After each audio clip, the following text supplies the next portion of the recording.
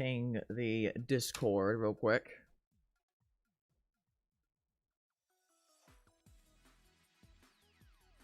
We are live. Hello, everybody.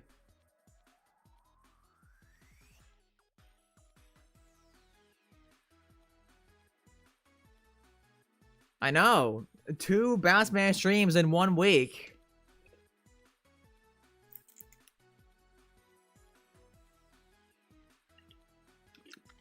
Hello, everybody. Once again, I'm going to mention, I am testing out new mic settings. So if you all notice anything weird, like my voice cutting in, not great, audio cutting off, my mic dying randomly, anything at all, please let me know in chat. Hello, chat. How are we today on this fine Sunday afternoon? Halloween in like 5 days. Hey, that's Friday this week, I think. Yeah, Friday. I don't know if we're going to do anything for that. I should probably think of something, but I don't know what I would do. No clue for the moment. But we are here today to do the game changer tier list, and of course, like the day after I scheduled this, Gavin Bearhair decided to spite me directly by changing what the list actually is. Thank you, Gavin.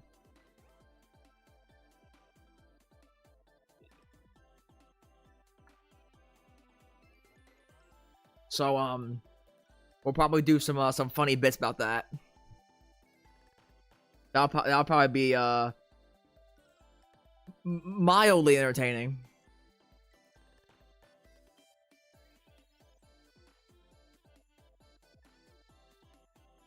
We could do spooky commander deck building thing, maybe.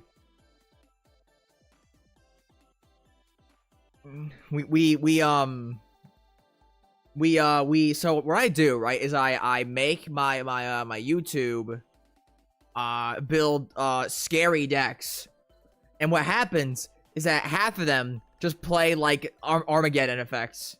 It's play land destruction, and the horror is like the game stakes these decks cause, not like the actual card art. Now that'd be kind of funny. That'd be rather bit entertaining.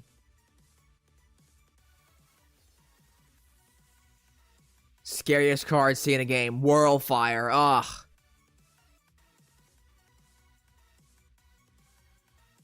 Hello, Bounce Manners. Hope you all are doing good today.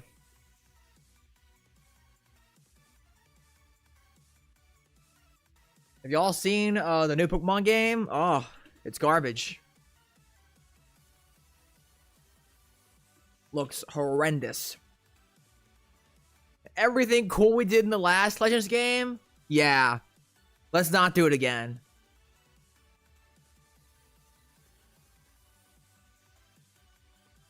Awful. We'll give it a few minutes here for people to hop in here.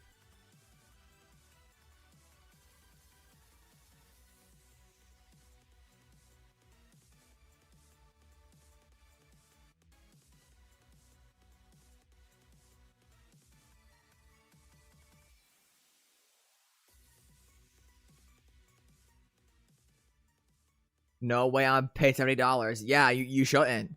You should not pay $70 for Legends of EA. Hell no. I wouldn't pay more than $30, honestly. At $30, it might be worth it. But hey, you know what? At least now we know that a big reason is that Game Freak is just not being given proper resources. $13 million budget and that's it? For the biggest grossing franchise on planet Earth? Are you kidding me? How? Literally how? Awful. So it's more of Nintendo's fault than actual Game Freak themselves. Or I guess Pokemon Company. whatever it is.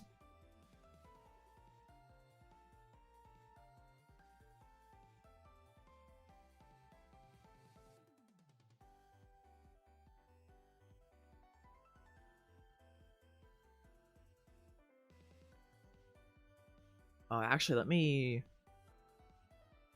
put this over here just so I have it to refer to in the middle of the stream here. It's always a corpos. Yep. That's how it be.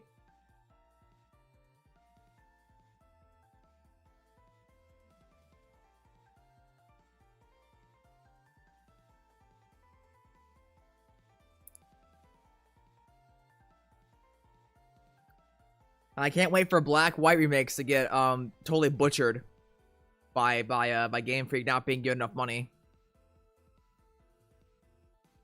No voice acting on my $70 home console game. Yeah. No cutscenes, just a bunch of slideshows and fade to black transitions. That's so cool. All right. I think are we ready to get this show on the road, gang? Are we ready? Are we ready for the Game Changer tier list? Let's go.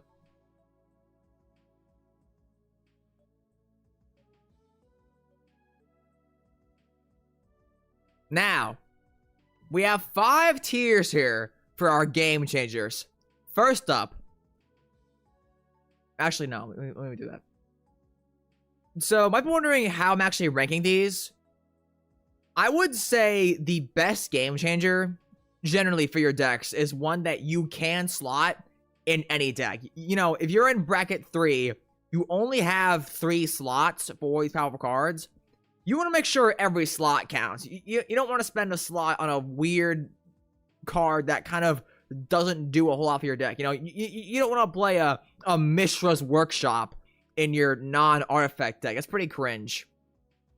Of course, if you only play brackets 4 and above, this whole list is kind of going to not be relevant for you. But that's okay, because I encourage you to play bracket 3, and because I am encouraging you to play, because I am encouraging you to play bracket 3, this list will matter for you. Hey.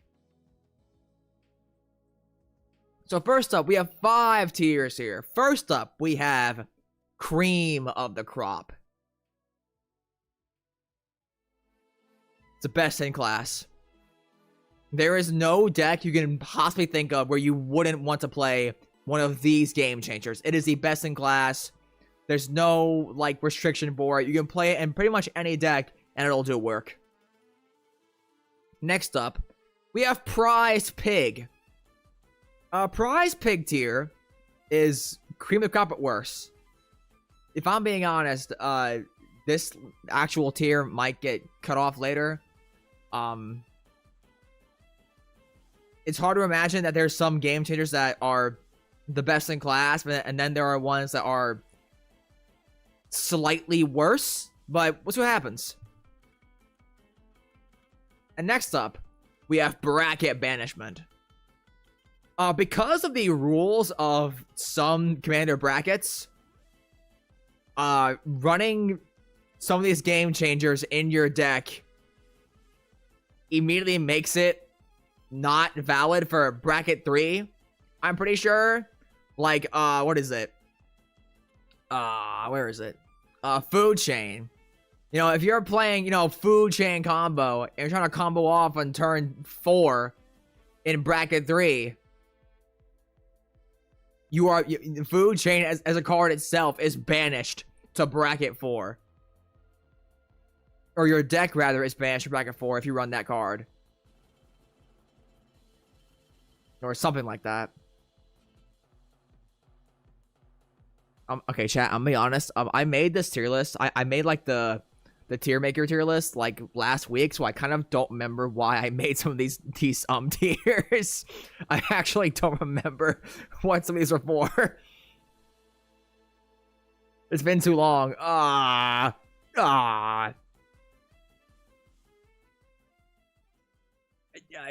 It's fine. It's fine. Next up, we have Ripples of Potential. This game changer, it's probably only good in specific niche decks. Again, Mishra's Workshop. You're not playing this if you're not in a bracket 3 deck.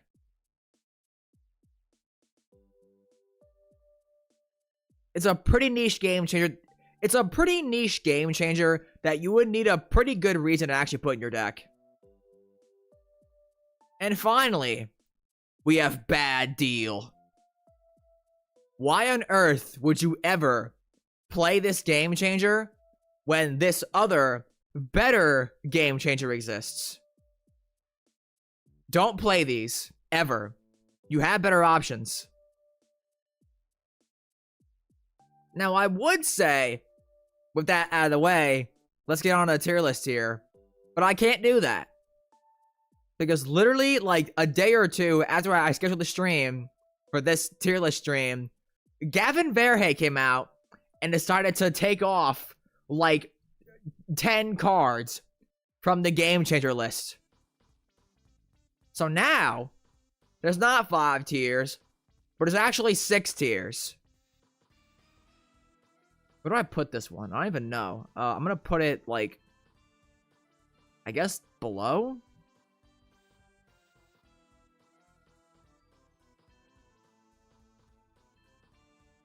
What? No.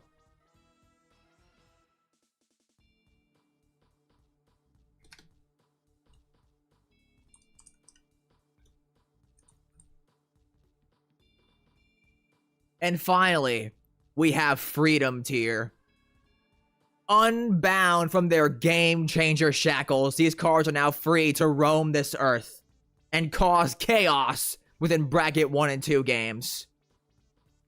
Surely, there will be no disastrous consequences for these decisions. With that out of the way, our first card, chat.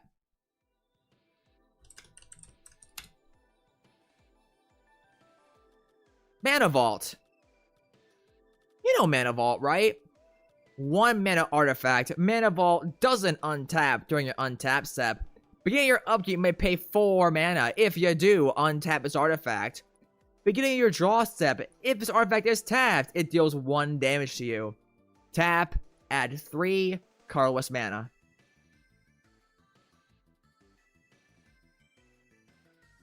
I'll make a poll here for chat to vote on. Oh, wait. No.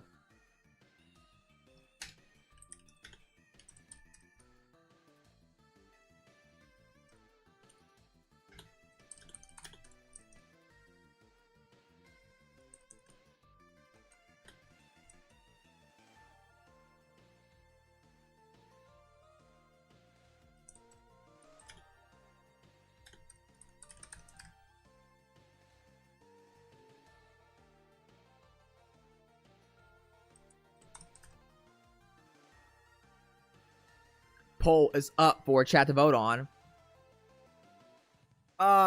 This is pretty much just a Dark Ritual.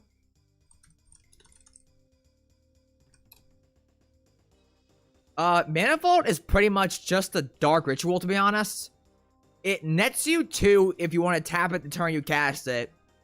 But if you want to wait a turn, it nets you 1 more mana because you'll be up to 1 mana you spent to cast this on your next turn. I really can't imagine you ever wanting to play this in a bracket 3 deck when you have options like the One Ring available to you. I guess if you're, like, really desperate to get an actual, like, strong playoff early, but okay, I guess. But, like, is that really that good? It's a CDH card? True, I agree.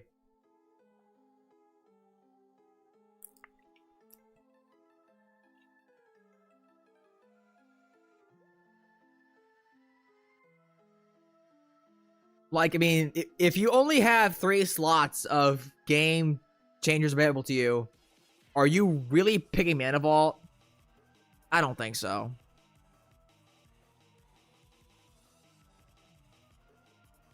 Goes in every deck if you want, so Prize Pig. Yeah? Like, if you're in black, it's a second copy of Dark Ritual. If you're not, it's your only copy of Dark Ritual. It's fast mana. What am I gonna say? Prize Pig tier.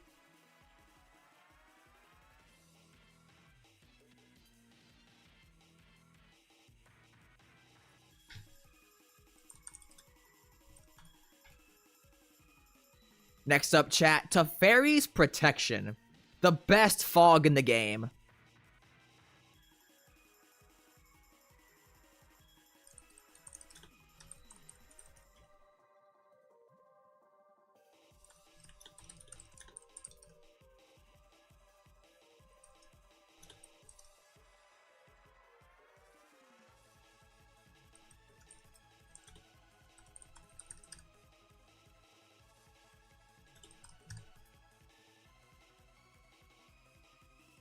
Now, chat, call me crazy. Call me crazy here.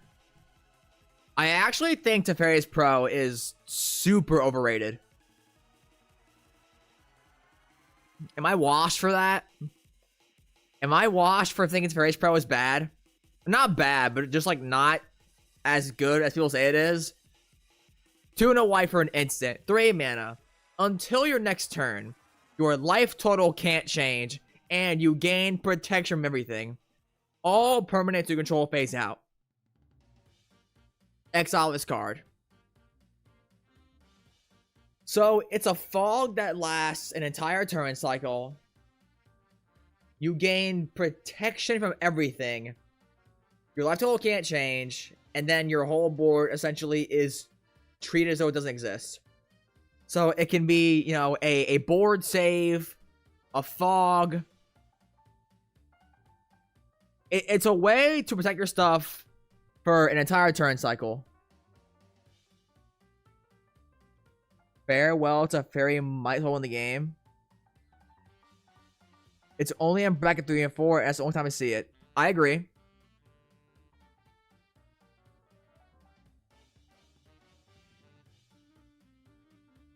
Like, it... I think the thing that really makes me not like it is the 3 mana cost. Like, am I spending a game changer slot on a fog? A super fog? Or I guess like a fog and board protection staple together?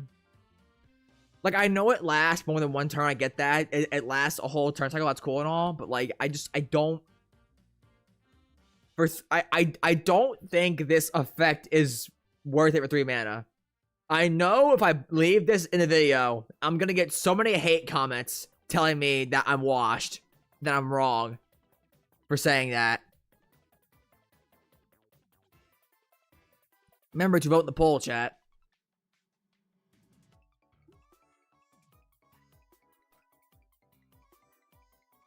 Angel's Grace is so much better in all brackets.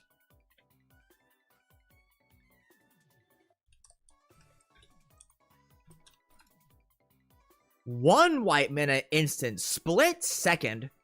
As long as this spell's on the stack, players can't cast spells or activate abilities that aren't mana abilities. You can't lose the game this turn, and your opponents can't win the game this turn. Until end of turn, damage would reduce your life total less than 1. Reduce it to 1 instead. So it turns off Thoracle Winds. You can't die. And I guess your opponent can't door to nothingness you. I guess. It's also 1 mana instant and has split second. A very, very broken keyword. Chat is saying cream of the crop for Teferi's Pro.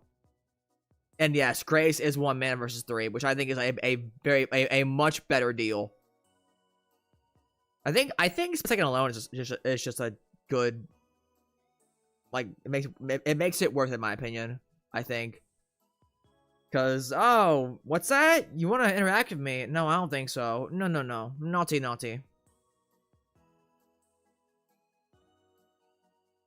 Left hold can't change. You gain protection from everything, and all your permanents phase out.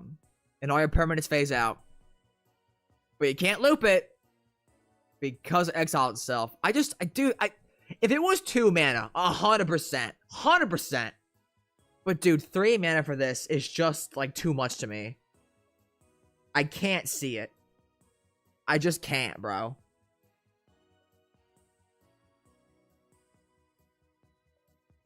Chat seems to be leaning towards cream of the crop. Am I really spending a game changer slot on a super fog, bro? I can't, bro. I'm sorry. I can't. No. I cannot put this in cream of the crop. Hell no. I can't do it. I can't do it. No.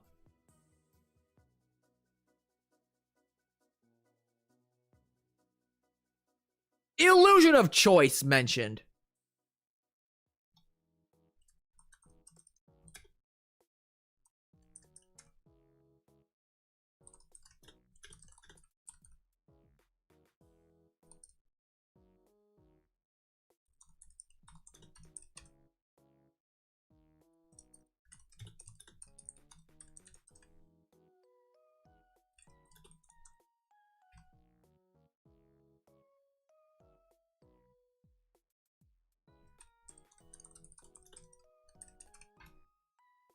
Next up, chat. Consecrated Sphinx.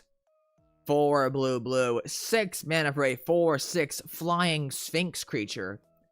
Whenever an opponent draws a card, you may draw 2 cards. So 1 turn cycle. Like, that's it. No other, like, card draw effects. Sphinx will net you 6 cards. On a 4/6 flying body.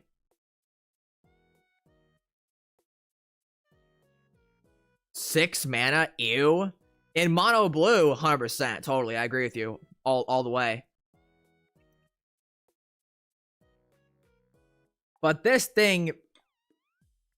I think on average, this thing will draw more cards than a Rhystic Study. Whenever an opponent draws 1 card, you draw 2? Hello?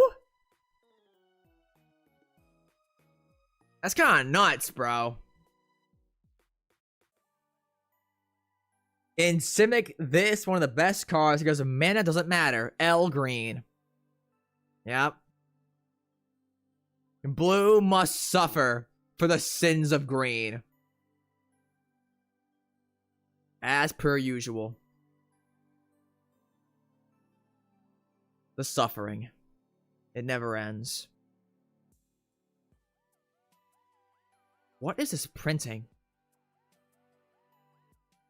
What am I looking at? Just don't play this in the Smothering Tide, and it's amazing. Or just, like, cheat it out, too. Like, turn 1 Entomb, turn 2 Reanimate. That's pretty good as well, honestly. By the way, neither of those cards are game changers, by the way. Neither of those cards are game changers, by the way.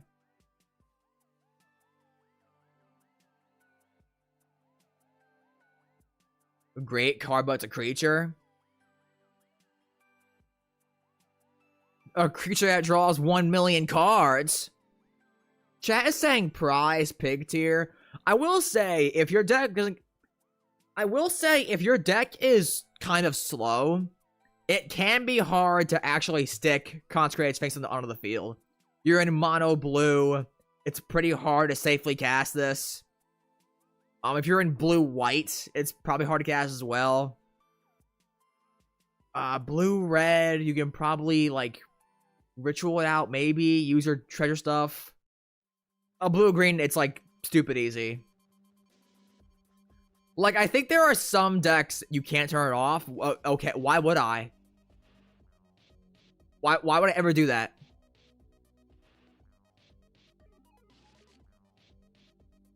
I love drawing cards.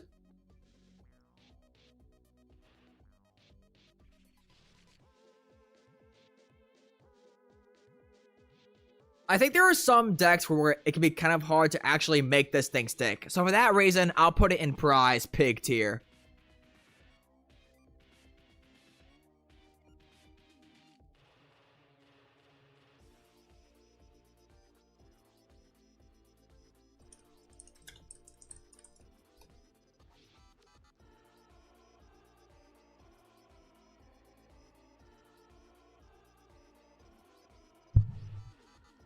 Kind of like...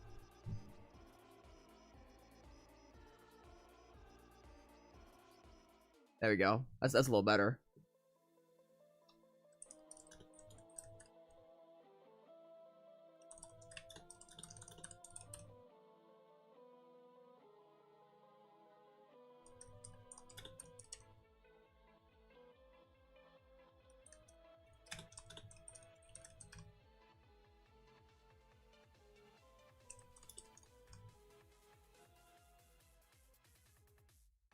Next up, chat, Gifts Ungiven. Recently unbanned and put on the Game Changer list.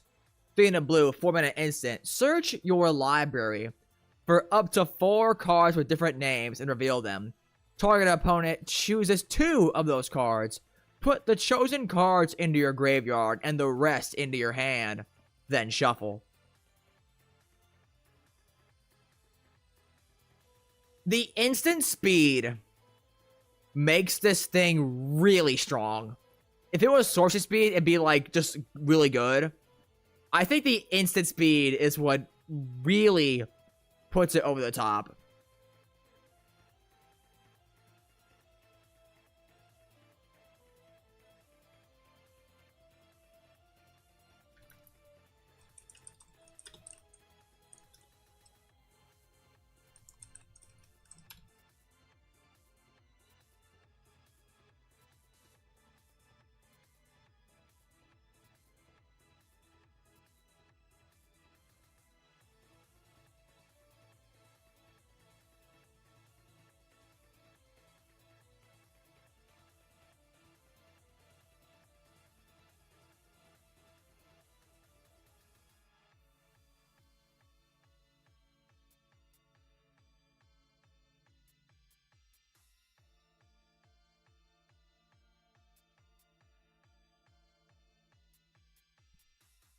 This card's very strong.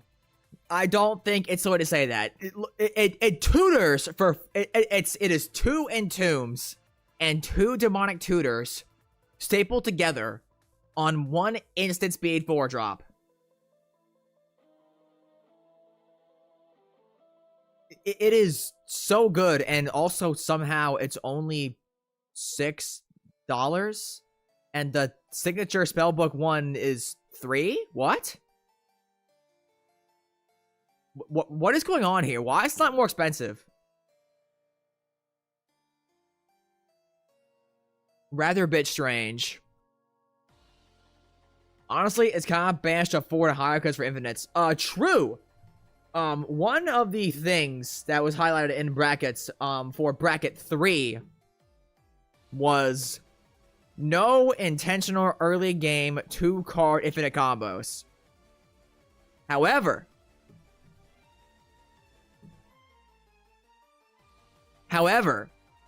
that is not to say that you could not just play this super suboptimally and go and grab 4 of your best green creatures in your Simic deck. Once again, blue must suffer for the sins of green.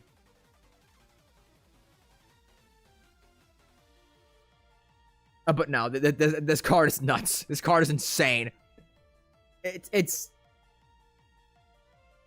Turn 5 isn't early. I mean, you can very easily cast on turn 3.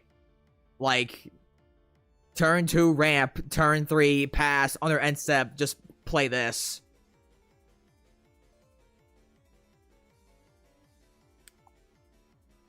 Do you play CEDH? I used to. Unfortunately, my play group kind of, dissolved regarding it. It's a cool format. I do have experience in it. It's a cool format. People should play it. So I know it's good.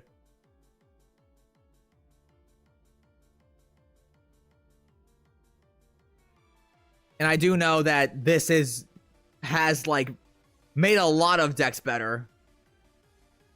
Because you now have Intuition and Gifts in the same deck. 4-color Omnath is what I played. I also played Prosper a bit, but I switched off that.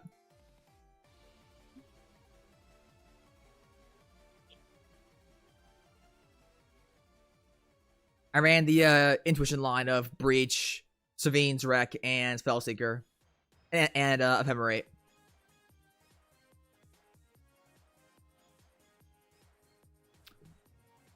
Chat is saying cream of the crop. I think I agree, honestly. It's literally... It's literally...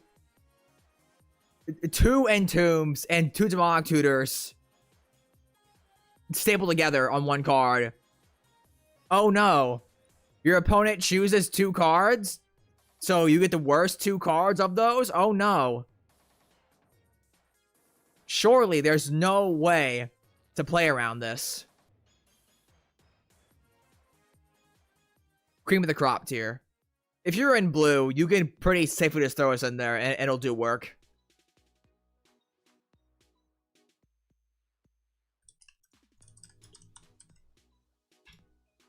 Hello, Goomba.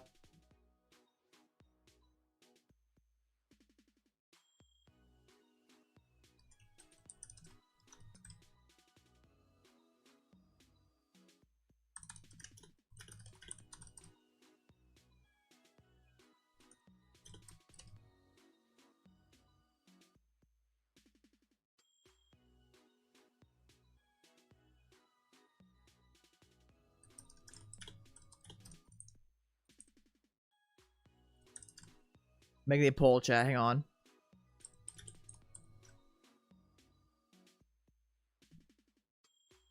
Next up, chat. Imperial Seal. Come on, now. You know this card. You know what this card does. 1 black mana sorcery. Search your library for a card. And shuffle. And put that card on top. You lose 2 life.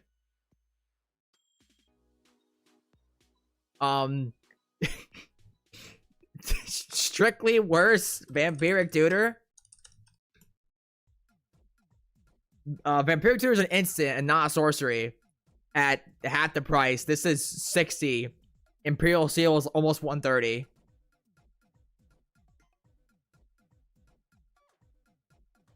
This thing is pretty much only played in CDH and higher. You're not running like the only reason you'd ever play Imperial Seal in bracket 3, I think, is if A, you're in like some kind of like super heavy combo deck, but hey, guess what? In bracket 3, you're not supposed to combo off early.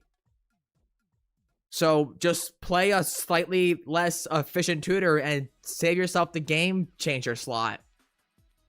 Is this bracket banishment tier, chat? Is Imperial Seal bracket banishment tier? Because Vampiric Tutor, you know what, while we're here. Matter of fact, you know what, while we're here, just put Vampiric Tutor in, like, next to Imperial Seal. We'll do both at the same time. We'll do both at the same time. There's no reason not to. Because, like, they are the same card. Vampiric Tutor is just better. And I really can't imagine any bracket 3 deck needing both of these effects. There's no way, dude.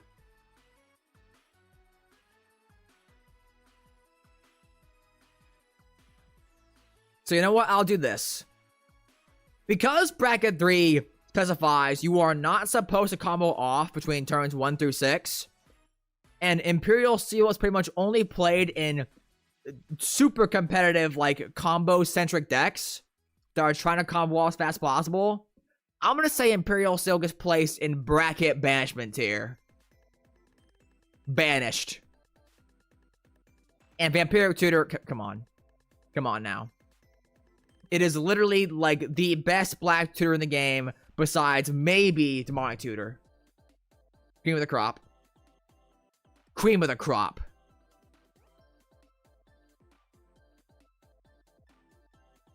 Cream of the crop.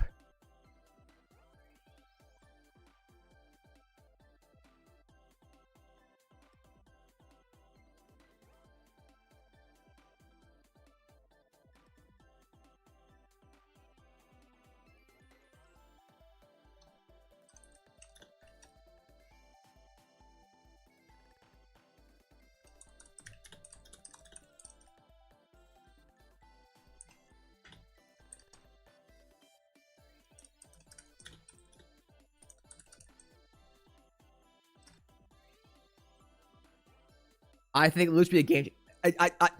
I think loot should be a game changer. I think loot should be banned from everything.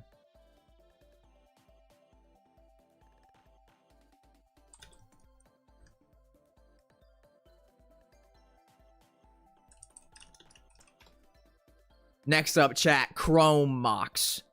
0 mana artifact, imprint. When this artifact enters, you may exile a non-artifact, non-land card from your hand.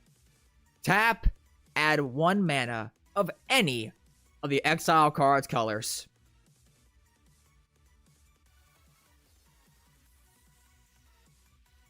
Come on now. It's a Mox.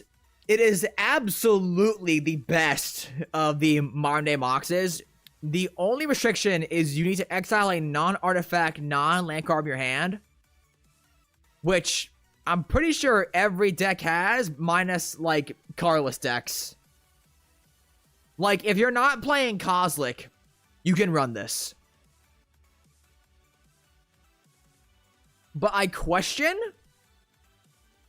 if you would really run this in a bracket 3 deck over, like, the insane value engines you can have, like Rhystic Study, Psych Rift, Necropotence.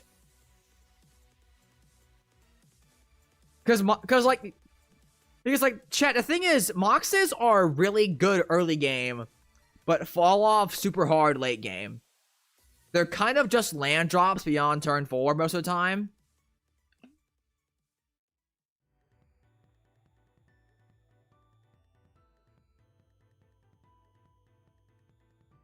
Like, I don't think there's any deck I have right now where I would replace a game changer I have in it right now with a Chrome Mox. I really can't think of one. Like, it's a strong card for sure, 100%, no doubt about it, but keep in mind, you're in bracket 3. This has to compete with Gifts Ungiven, Vampiric Tutor, Consecrated Sphinx, Mana Vault. Okay, chat. Would you rather have a Chrome Mox or a Mana Vault in your bracket 3 deck? What would you rather have? I actually don't know. I think I'd say Chrome Mox, but I could totally see some decks preferring a Mana Vault. 100%.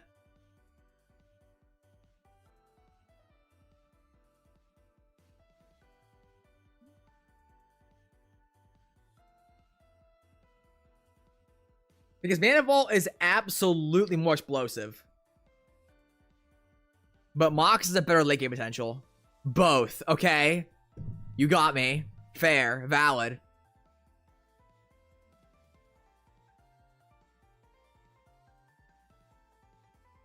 Yo, Chad.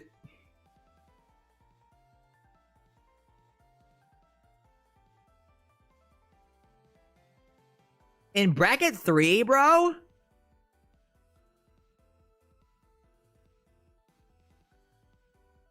Like, bro, am I really gonna run a Chrome Mox in my bracket 3 deck over any of these cards?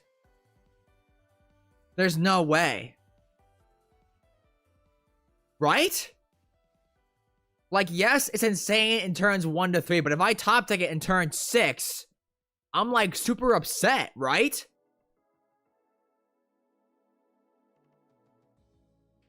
What is chat saying? Chat is saying cream of the crop tier. Well, guess what? Illusion of Choice. Again, look, it's a very strong card. When you have no limit on game changers, yeah, 100% run it. But in bracket 3, where you only have so many slots, there's no way you choose this first. I think this is super low on the list. Hellkite Tyrant.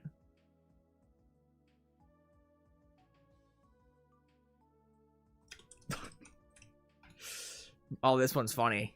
Oh, this one's funny.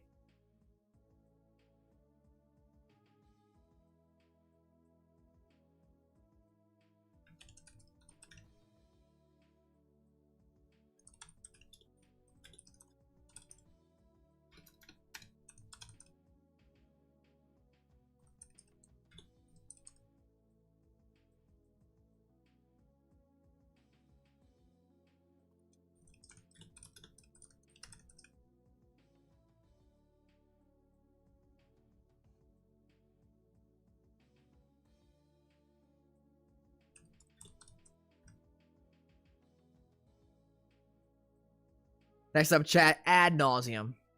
3 black, 5-mana instant. Reveal the top card of your library and put that card into your hand. You lose life equal to its mana value. You may repeat this process any number of times.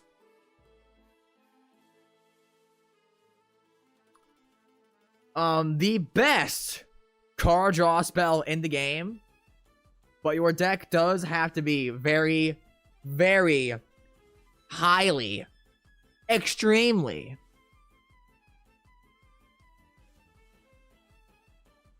what's the word I can think of? Complicatedly built around this card. If you're a CDH player, you know how insane this card is. If you're a CDH player, you know how ridiculous this card is. On your end step, draw 30. On your end step, pay 5, draw 30 cards. That's what this card says.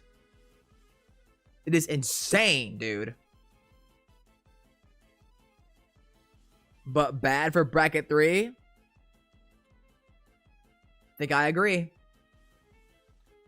Again, like, again, Ad Nauseam has to compete with Vamp Tutor, Gifts Ungiven. There's also a Negapotence, which we'll get to later on.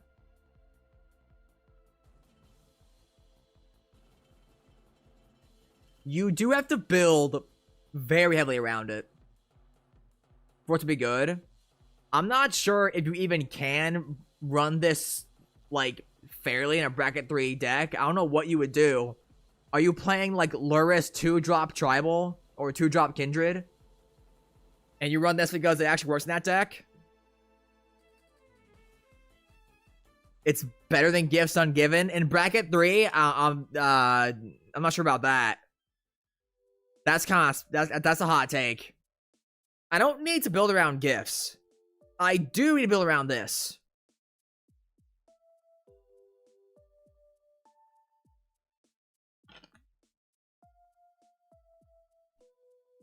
And see, okay, I'm gonna say this again. This is a tier list for bracket 3 in specific. Like, there's no point in ranking Game Changers for any tier beyond bracket 3 because there's no limit there.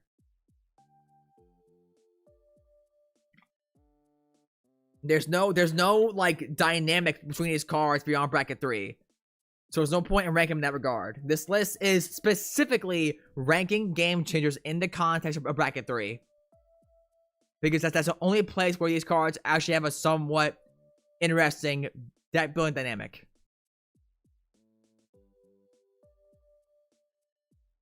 Five mana draw, 6, lose 15. Yeah.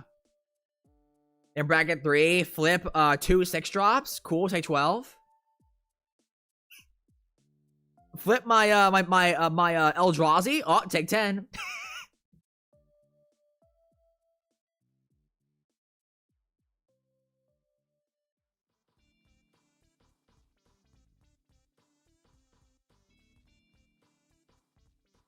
Didn't Wasi say they're removing tutors from bracket system? So they're not removing tutors from the bracket system. They're removing the restriction of tutors affecting what bracket your deck places in. Like they used to say, oh, few tutors in brackets 3 and 2. The tutor restriction on, like, bracketing your deck is gone now, I think, right? Where is it? Yeah, removing tutor restrictions. Tutors increase consistency and risk homogeneity by making games play out the same. When we were building Visual Bracket System, we put in guide rails around tutors at the first 3 brackets, citing few tutors. That original benchmark wasn't clear enough, and not all tutors are created equal. Sure, Demonic Tutor is very efficient, but if you're spending 4 mana on Diabolic Tutor, is that really a huge problem? And what counts as a tutor anyway? Is the map a tutor? Is Tezzeret Arvest Master a tutor? I think that's the wrong one. Or no, the emblem, okay. there was confusion around this as well.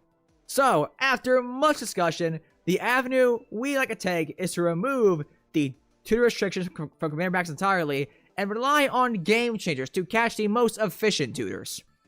If you want to play tons of inefficient tutors, it may not make the most playable deck, but we don't need a safeguard for that. One of the biggest risks of tutors is enabling combos, but with no game-ending combos at the lower brackets and turn restrictions listed in each bracket's intent, it helps curb those issues. Thank you, Gavin. Ad nauseum, Ripples. Ripples tier. Like, bro, you have to build around it so hard compared to every other game changer. Ain't no way. Oh. Oh, no. Oh, no. Oh, no, I closed it. Wait.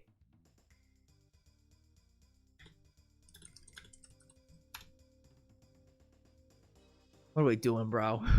What are we doing? Oh, wait.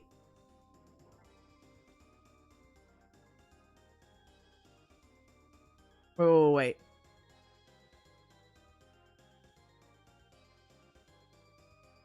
That's right. Hang on.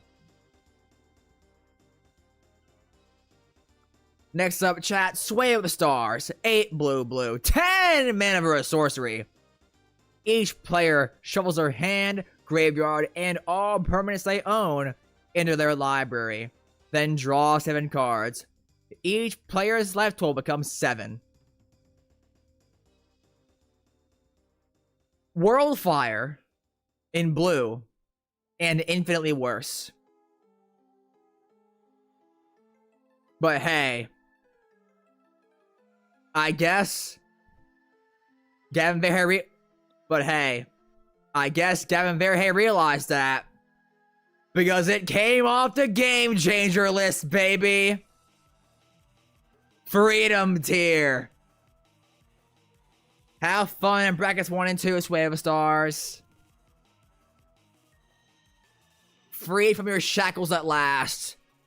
You have been granted parole. Enjoy your freedom.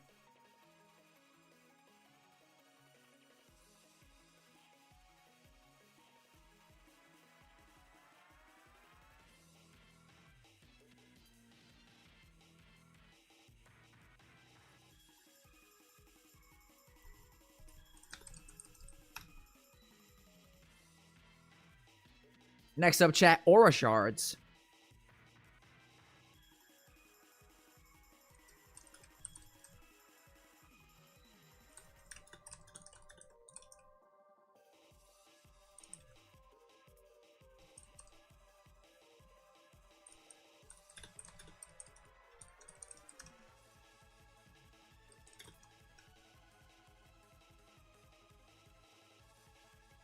One green, white, 3 mana for an enchantment. Whenever a creature you control enters, you may destroy target artifact or enchantment. I hate this card so much. Bro, the moment this thing comes down, I'm like, alright, guys, we gotta kill this thing, or all of our mana rocks are gonna be gone. Like, dude, this card will blow up so many things. It is so much value, dude.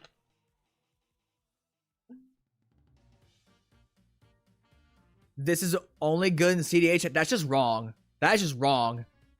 This thing, I have seen this thing pull insane work in casual. Like, bracket 3, 2, no, not 2, it's not legal there. But bracket 3 below, like this card is good everywhere. It just blows up mana rocks, Rhystic Studies. Oh, you're playing Enchantress? Not anymore, you're not.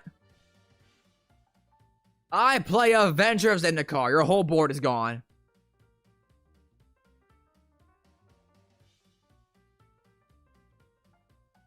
Chat is saying Ripples, but there's no way, bro. What?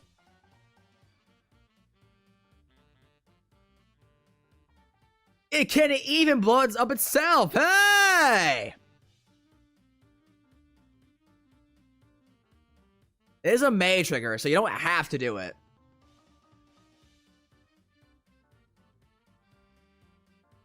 Like, bro, if you're in green white, you play this. Like, dude, I think this card is better than, like, Sphinx, Gifts, maybe even Vampiric Tutor. Oh, yeah, all those mana rocks you played, they're gone now. I just play creatures now and just blow up your ramp. I blow up your ramp, I blow up your value engines. It's all gone now.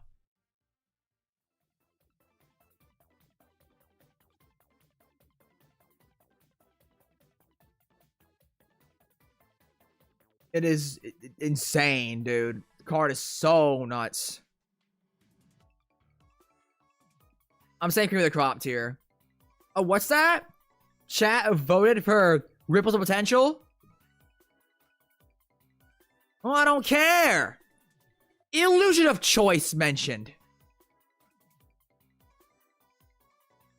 Card is insane, bro. Bro, if I am in Selesnya, I play this card. Unless I'm like not running creatures, which I mean I can't imagine that's a thing that exists. You're in green white, you're not playing creatures? How? What are you playing? Ah, yes, I am playing Bant blue-white control. I only run green for the mana ramp. Okay, valid.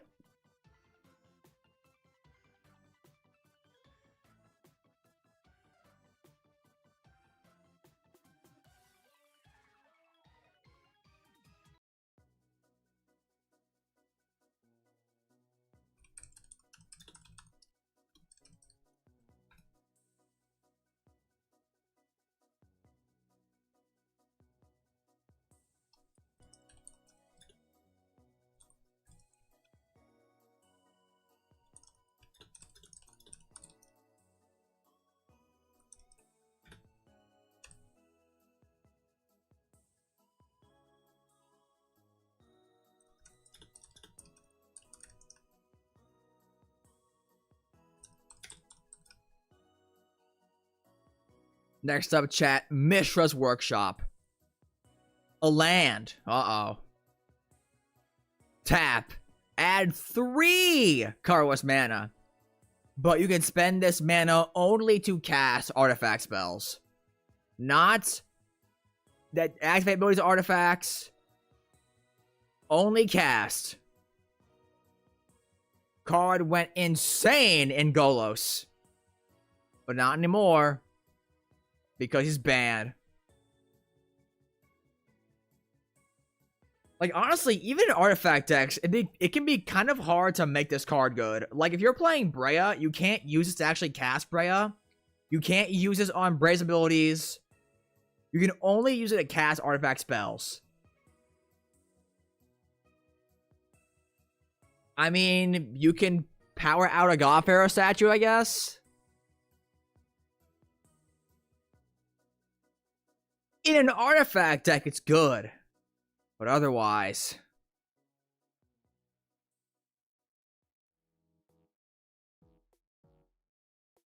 Ripples of Potential tier.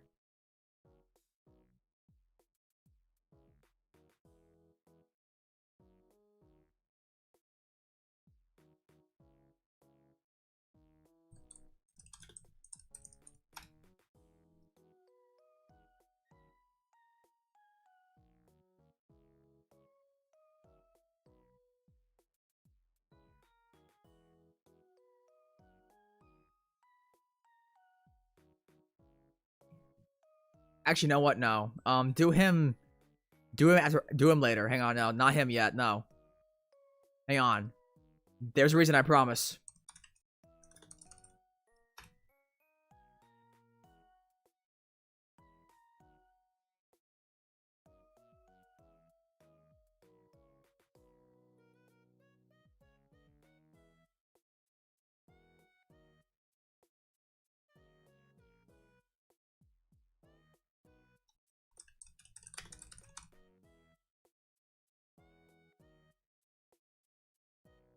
Bro, I keep forgetting what my tiers are. How? Okay.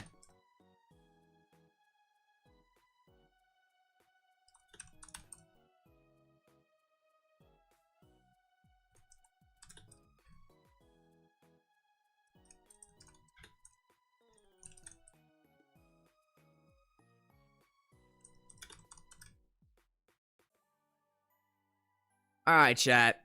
Demonic Tutor. 1 black sorcery. Search your library for a card. Put that card into your hand.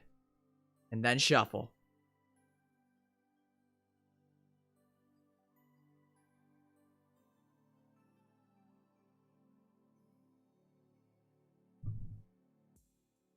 If I'm being honest, I probably shouldn't have made a poll for this one. I should have saved the time. In what world is this not giving me the crop tier? It's 2 mana. Grab any card you want. Sorcery is its only downside. Real.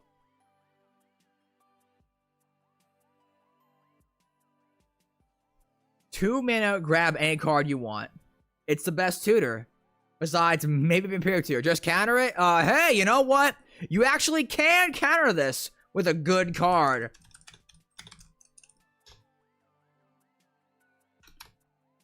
With Shadow of Doubt. It's Ash Blossom in Magic the Gathering, and it cantrips. Hey! That's pretty good. Bro, honestly, I would actually love to play this in non-blue decks. If they actually go through and making it so you can play hybrid colors in like decks that don't have both, playing this in black decks that don't have blue would be kind of crazy. I'm just saying. That'd be kind of fun. Ash Blossom in my non-blue deck.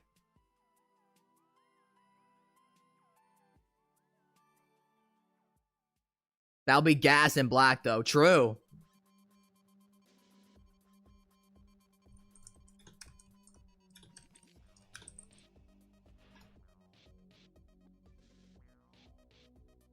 You know what? Do I have, hang on, chat.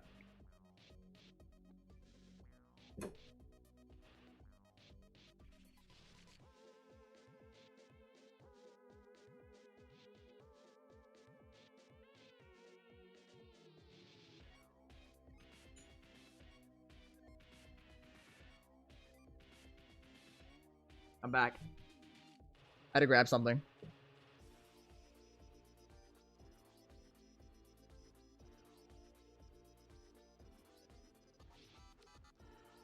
Next up, chat. The infamous Urza Lord High Artificer.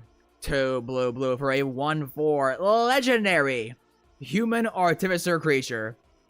When Urza enters, create a 0/0 colorless construct artifact creature token with this token gets +1/+1 for each artifact you control.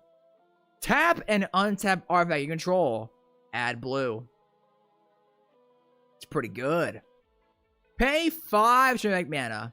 Shuffle your library. And then exile top card. Until end of turn, you may play that card without paying its mana cost. This card is very strong. It's insane in the command zone. Bro, who is calling me, bro? Hello? Oh, what's that? Urza came off the game changer list? Are you sure? Are you sure?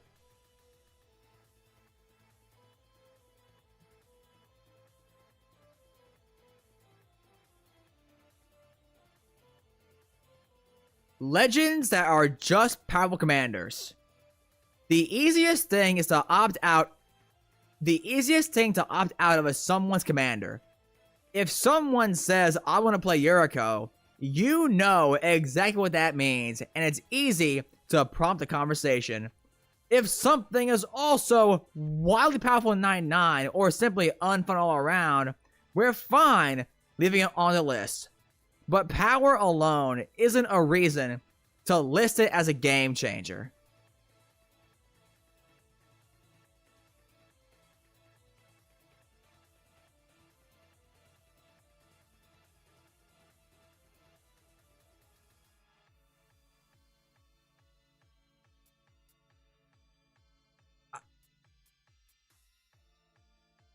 I'm sorry, what? We think Urza is only strong in the command zone? We don't think Urza would be cracked as hell in a Breya deck? We don't think Urza would go nuts in a Brutaclad deck? Are we dead ass? Gavin? Hello? Okay. I guess I'll trust you. Urza got parole, I guess. Doesn't mean I'm happy about it.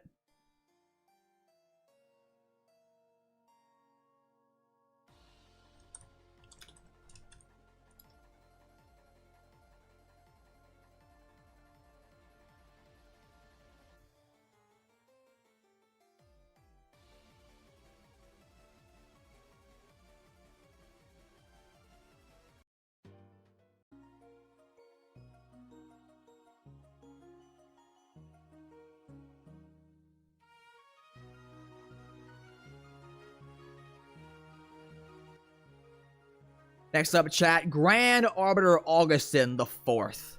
2 white blue. 4 mana. For a 2/3 human advisor legendary creature. White spells you cast cost 1 less to cast. Blue spells you cast cost 1 less to cast. Spells your opponents cast cost 1 more to cast. Well, you heard Gavin. We're making it so legendary creatures are... We're making it so like, well, you heard Gavin. Game changers that are just strong in the command zone are coming off. So, I'm not sure I'm happy about it. But, Grand Arbiter Augustin, you have been granted parole. Oh, what's that? I'm sorry. Grand Arbiter Augustin has not been granted parole?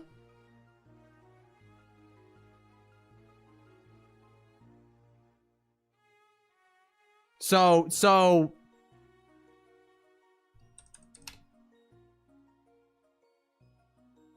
we freed Urza because we think he is only strong in the command zone and not good in the 99.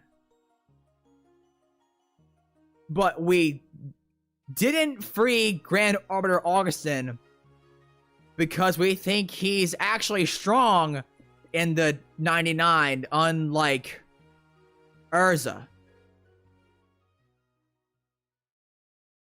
Oh my god, this update's horrible! What? Bro, how do we think Urza is fine in the 99, but Grand Arbiter is not? Bro, nobody plays this guy in the 99. Who was playing Grand Arbiter in a 99, bro?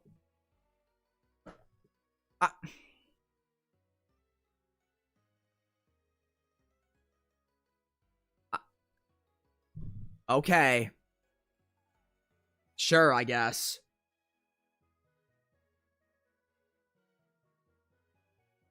I guess I'll poll him.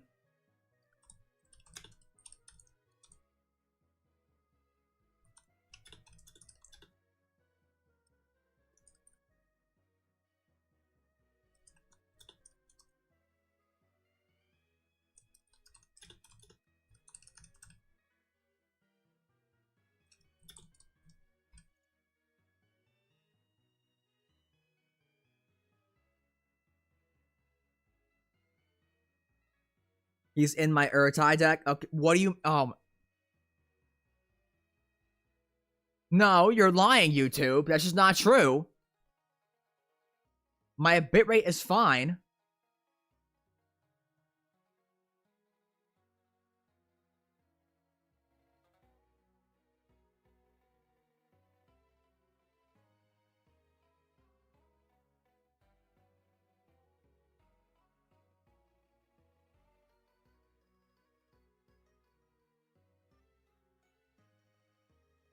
Chat is saying Ripple's in bad deal. I mean, you gotta be in blue-white to play him.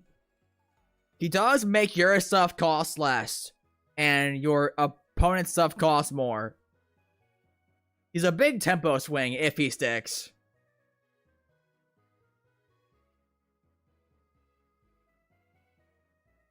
But you gotta be in blue-white to play him?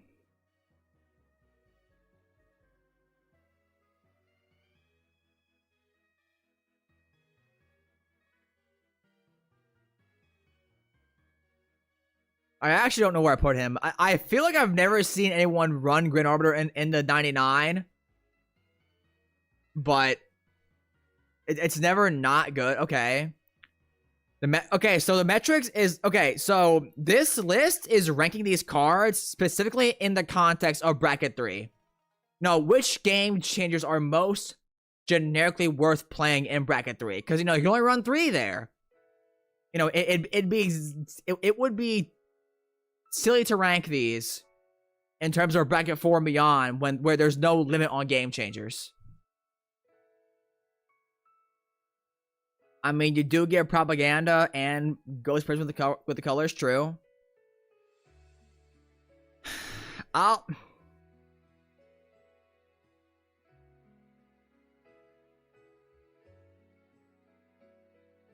put it at the top of Ripples of Potential, I guess.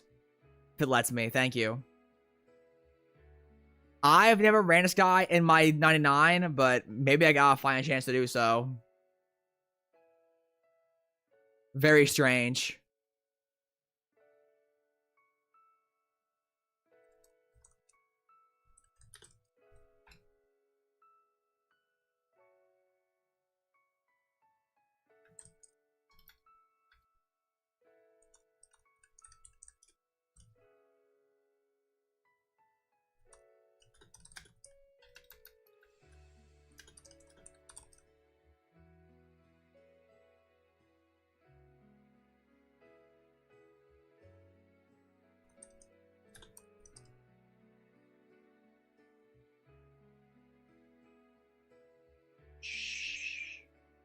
Don't ruin it. Don't ruin it.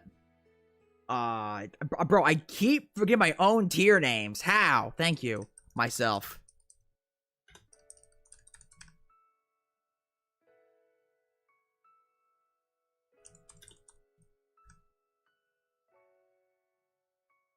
Next up, chat, Deflecting SWAT. This card's very strong. Free interaction is always good. Most of the time, it serves as just a free cast spell for your commander.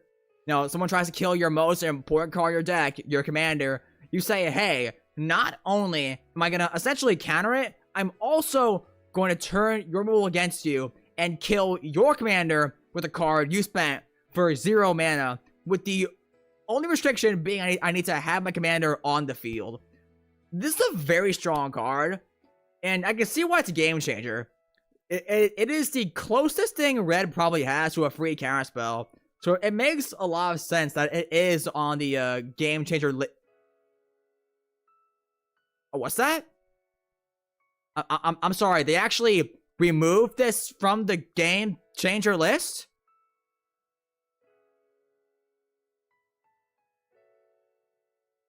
Are you serious now? What? We would like to remove Deflecting SWAT.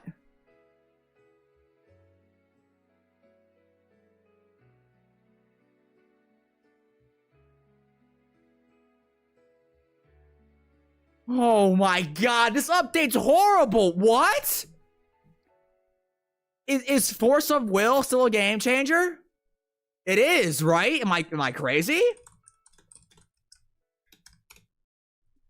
Yep, it is on the game changer list. Okay, is Fierce Guardianship still a game changer? Fierce Guard. Yep. 11k subs, can't spell. Yep, that one's a game changer too. Okay, yep, that one's a game changer too. Okay. What? Like, I'm not crazy, right? Fierce Guardianship is almost always used to just protect your own cards, right? You never use it to actually stop your opponent's threat. It is almost always used to just protect your commander, right? I'm not insane.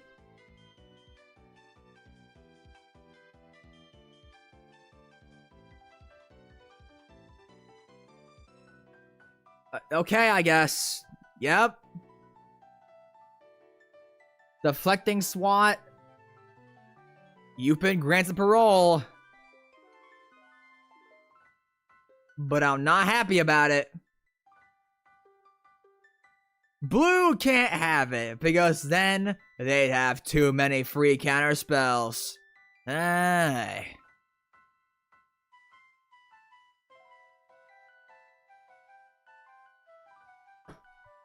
Alright, man. They'll give it to green. How's audio chat, by the way? Is audio good? Am I peaking a bit? Hopefully not.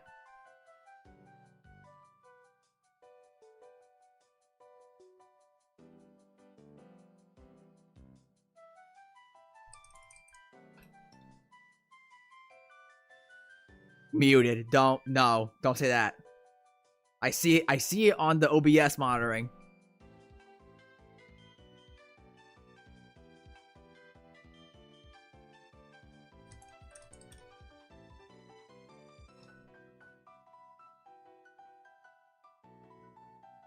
Next up, chat, Yuriko, the Tiger Shadow.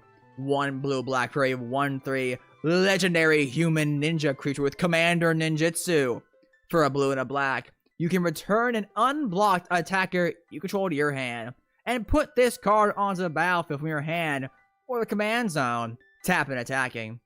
Whenever a ninja you control deals damage to a player, reveal the top card of your library, and put that card into your hand.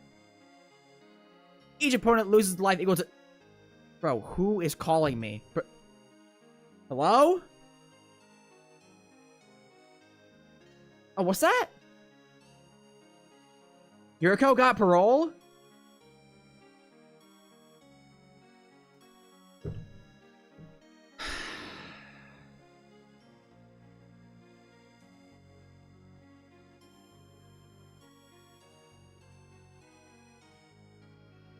Can't wait to lose 1 million life in bracket 2 because my opponent decided to flash in a Yuriko.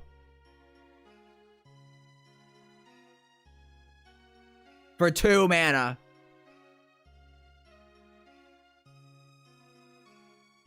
Yuriko, you're free to go. But I ain't happy about it.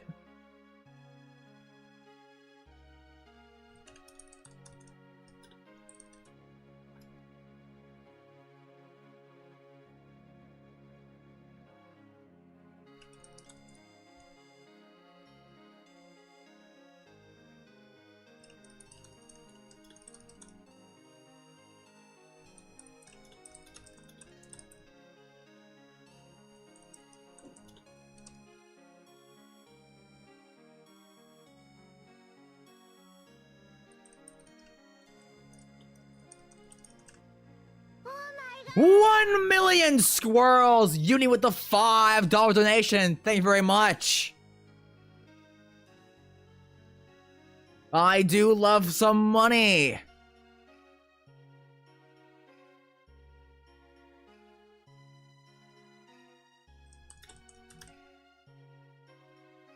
Thank you so much. Next up, chat, Smothering Tide for 3 and a white, 4 mana for an enchantment. Whenever an opponent draws a card, that player may pay 2 mana. If the player doesn't, you create a treasure token. This is probably White's best game changer, right? Like, this thing's insane. It's not even like any card they draw beyond the first. It's just draw a card in general. If they don't pay 2, you get treasure. Card is insane.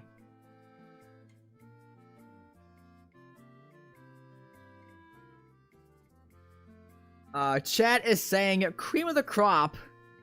Mostly. I think I agree. It is White's best ramp spell. That's also a stacks piece, except not really, because ain't no way in hell anyone is paying 2 mana to prevent your opponent from getting a treasure. There's no way. Also just goes even more insane in Enchantress decks. It's even stronger there. Just an amazing card all around. If you're in White, there's a really good chance that this thing is probably one of the first cards you include as your game changers.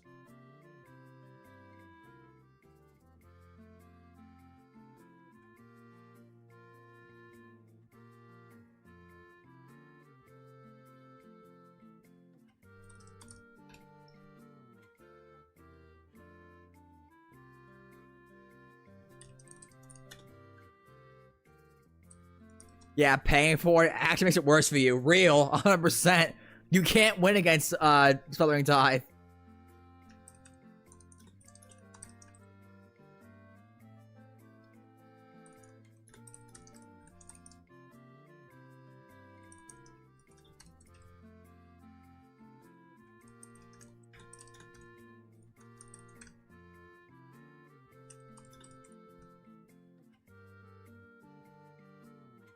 Next up, chat, Narset Parter Avails. 1 blue, 3 mana for a Loyalty 5 Planeswalker Narset. Each opponent can't draw more than 1 card each turn. -2. Look at the top 4 cards of your library. You may reveal a non-creature, non-land card from among them and put it into your hand. Put the rest on the bottom of your library in a random order.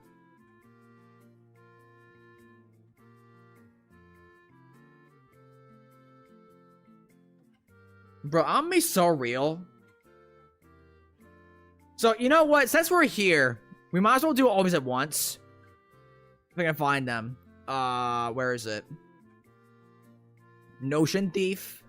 And... where are you? Bowmasters.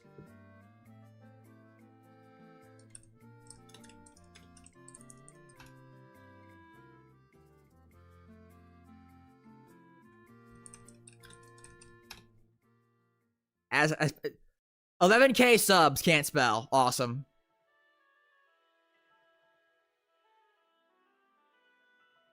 So, these 3 cards all kind of fill the same role of punishing your opponents for drawing cards. Let's compare them. Narset. 3 mana. Sorcery Speed. Loyalty 5 Planeswalker with no plus. Yes, I know you can proliferate her, but oh no. Wow. Proliferate her to give her 1 extra point of damage needed to die. Wow.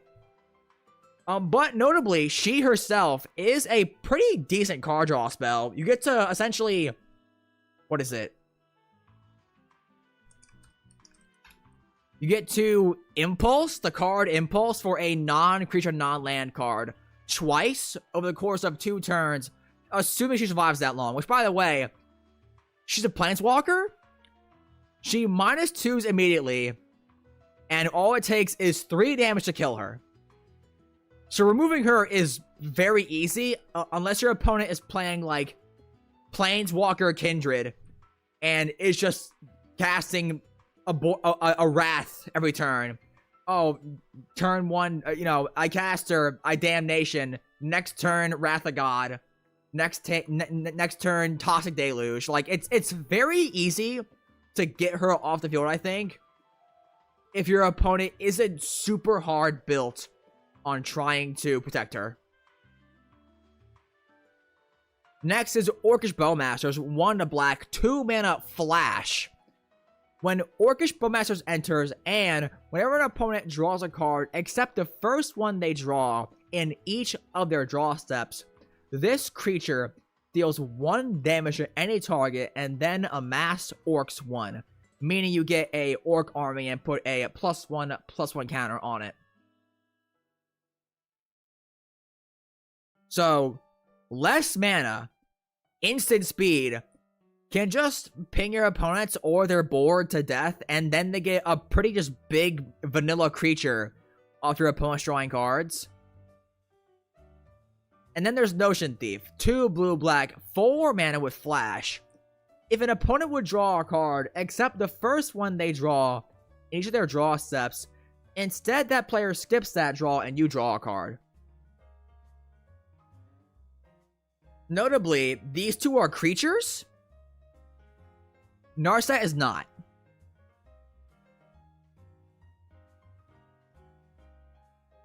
Of course, the big thing that everybody points out with these cards is if your opponent ever casts a wheel effect, that's to say a card that makes everyone discard their hand and draw out many, you just lose because everyone discards their hand, and the person who casts the wheel has a full grip of 7 cards. So Notion Thief, nobody has a hand, and the person who wheeled has drawn 28 cards. The game is over. Bowmasters, they still draw cards, but Bowmasters can deal roughly 20 damage to someone's face, and then they get a 21/21 vanilla token to beat their face with. Narset, again, the game is over, but if you want to cast Narset and wheel in the same turn, that's probably 6 mana. With all these other cards, you can spend mana on their turn, untap, and then wheel. So with Narset, you need 6 mana on the same turn. Versus with Bowmasters or Notion Thief, it's like 4 on their turn and then 3 on your turn.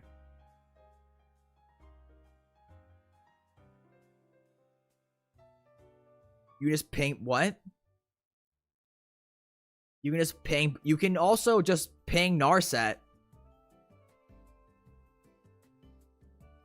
Like I'm not sure what you mean by I'm not sure what you mean by ping, Lamb Lamb.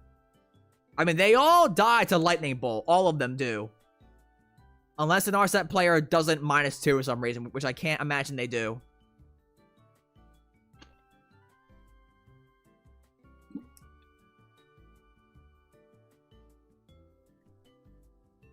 Like, dude, I used to run Narset just as, like, a solid card draw spell. I really did not care about this at all. I would run her just as, like, a decent card draw spell where I would just get to look at top 4 and grab a decent spell among the top 4 over the course of 2 turns. Me, I play Bolt EDH. It's a good card nowadays. Legit, if I'm in red, I am playing Bolt in all my decks. In any bracket. It's actually good nowadays. It kills a lot.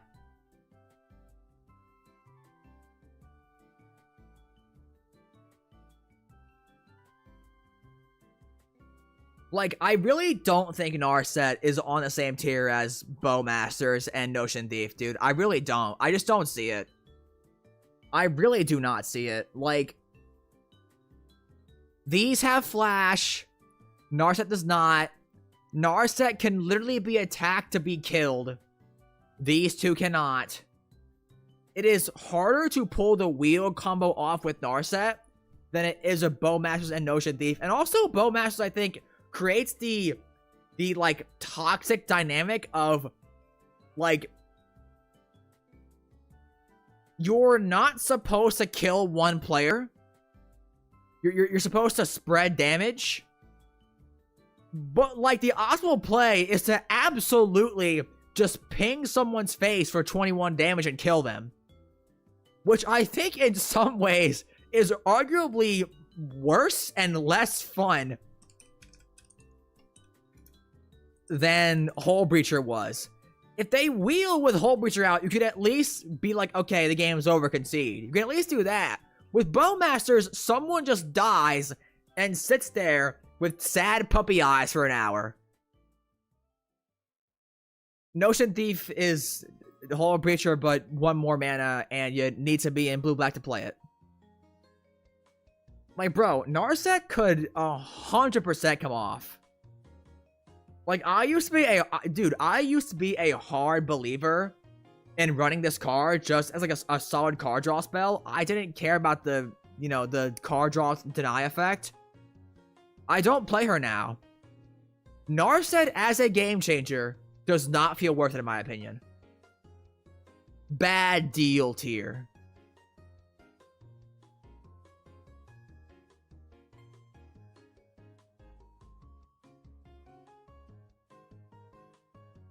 As for Notion Thief and Bowmasters, I think Bowmasters and Notion Thief, of course, they do go insane with wheels. But if you're not playing them, they're just, like, solid hate bears, I guess. Prize pig tier.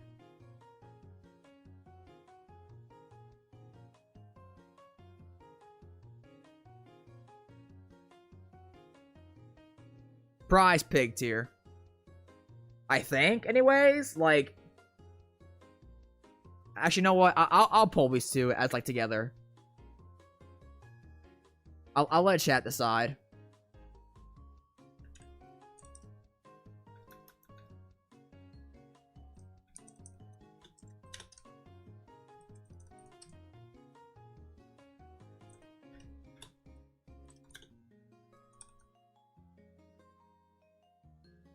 Narset and Ripples, mayhaps?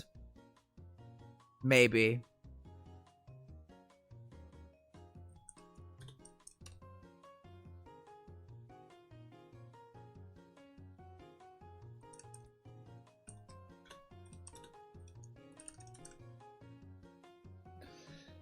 Where do we think Notion Thief and Bowmaster should go, chat? What we thinking? Vote in the poll.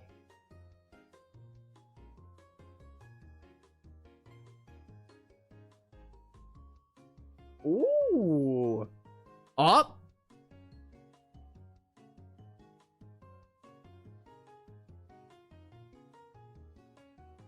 Chat seems to be leaning towards cream of the crop.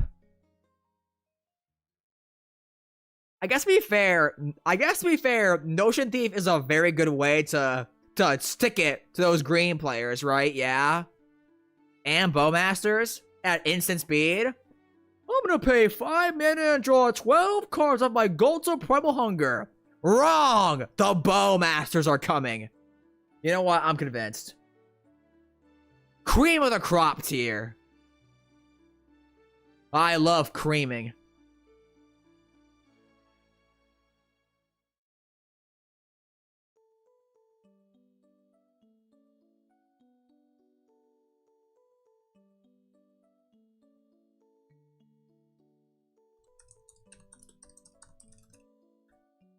Ah, 11k subs, can't spell.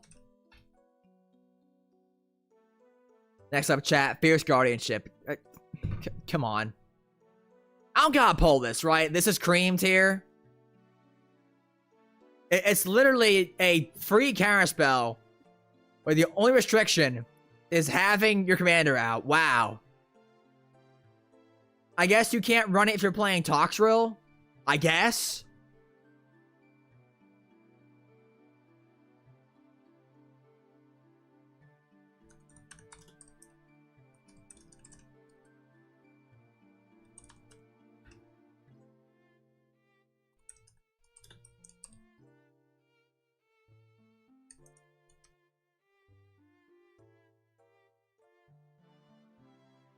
Hey guys, it's non-creature though, guys. Oh.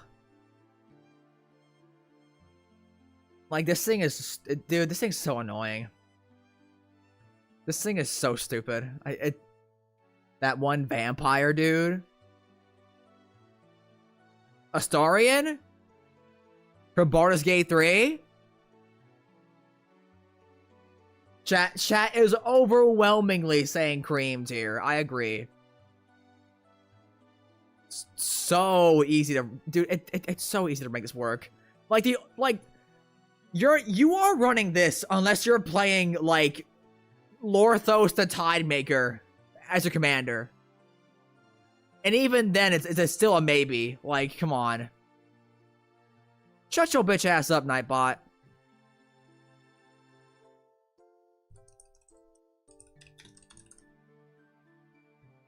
Seabow. Seabow.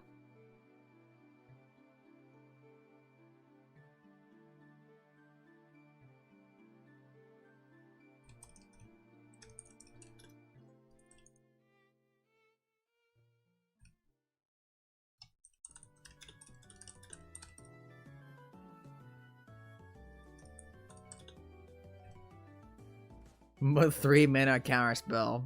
Lamau.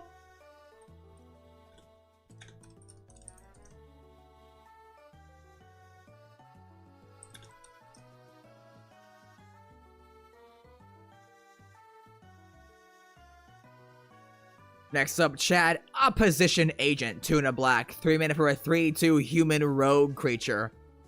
With Flash, Sneak Attack, hey. You control your opponents while they're searching their libraries. While an opponent is searching their library, they exile each card they find. You may play those cards for as long as they remain exiled, and you may spend mana as though a mana of any card to cast them. That's an interesting card. I don't think I've ever seen or played against it. Well, how lucky you are. Because this thing sucks to play against. Oh yeah, I'm gonna crack a fetch land. Actually, no, you're not. Flash us in. Your fetch lands don't work anymore. Fuck you. That face when I can't search removal for opposition agent.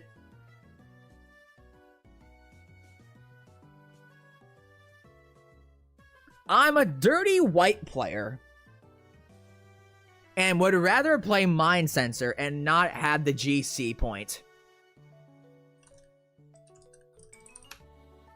Mind Sensor chat does not steal their cards, but instead makes them only look at top 4 cards instead.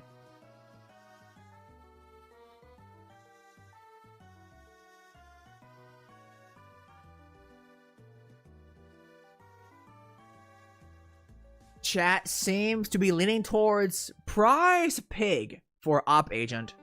I think I agree. Like, it's a fun hate bear to have in your deck. It's super evil to run. Haha, yes, I will cast a Entwine Tooth and Nail. No, you're not. No, you're not. Op Agent is an op of all green players. I'm gonna Cultivate. No, you're not. It just convinces players that tutors shouldn't be played even harder. Hey, that's actually a good case running it though. If you really hate tutors in your commander games, run this. I think Prize Pig tier is a good place for it. Definitely probably not one of your first choices for game changers.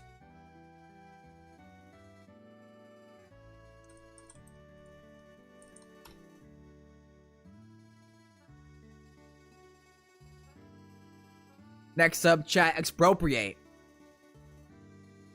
Now, once upon a time, Gavin Verhey and what is it?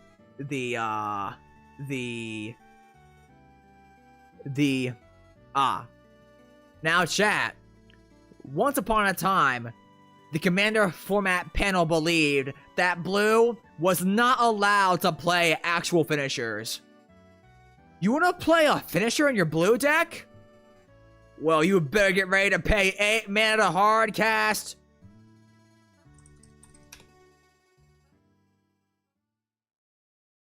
Alorthos the Tidemaker. But now, blue players have been freed from their game-changing shackles. And Expropriate has been granted parole. Freedom tier.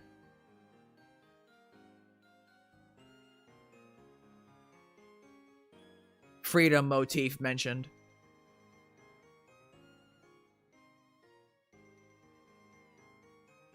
Dude, I'm gonna be so honest, I really don't understand why this thing's ever a game changer. I've had this thing cast against me maybe 10 times back in like 2018 era Commander. It won the game like maybe once. This card does not win games. If you copy it, sure, but I mean, good luck spending 9 mana and then 2 to cast Twin Cast. 11 mana.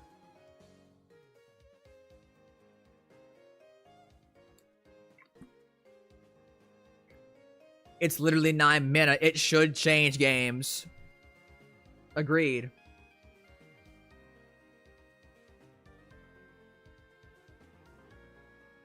Like, it's not that strong. This thing does not win games. It'll like give you a good push in that direction, but it won't win the game by itself. Ugh.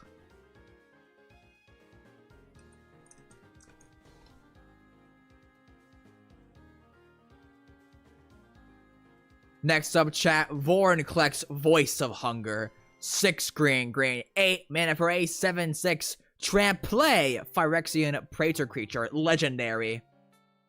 Whenever you tap a land for mana, add 1 mana of any type that land produced. Whenever an opponent taps a land for mana, that land doesn't untap during its controller's untap step. This thing's insane.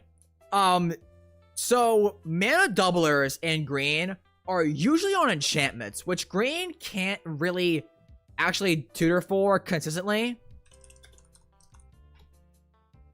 You know, a lot of the good green tutors search for creatures. You know, Chord of Calling is probably one of the most well-known ones beyond Worldly Tutor. So having a mana doubler you can search for off of a creature tutor is insane. It's very strong. And not only that, it also essentially turns your opponent's mana production in half. And not only that, it also essentially cuts your opponent's mana production in half, as it makes it so our lands don't untap if they tap them. So not only is this a mana doubler, it's also like a mana quadrupler in terms of tempo, because your opponent's mana is cut in half and yours is doubled. So it's super understandable that this thing is a game changer, especially considering the fact that you're in green. You can so easily cast this on like turn 4. It's so easy. So I'm really glad that this thing is a game changer. Oh, what's that? I'm sorry. They took this thing off the game changer list. We went back in time to the first Thanksgiving to get this thing off the game changer list. Oh my god, this update's terrible! What are we doing? Why is chat spamming Alush? Why does chat keep saying Alush? What are we talking about?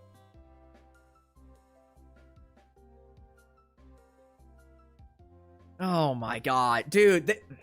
Okay, look. I understand, alright? They said, what is it?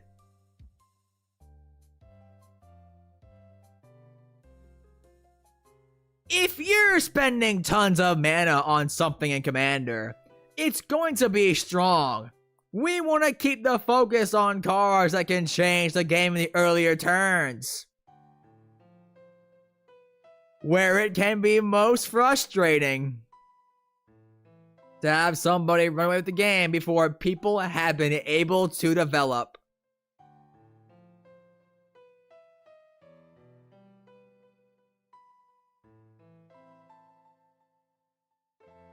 Are we dead ass? Okay, chat. Let's do this together. Turn 1. Forest, Llanowar Elves, pass. Turn 2. Land drop. Cultivate, pass. Turn 3. The land drop return. I have 5 mana.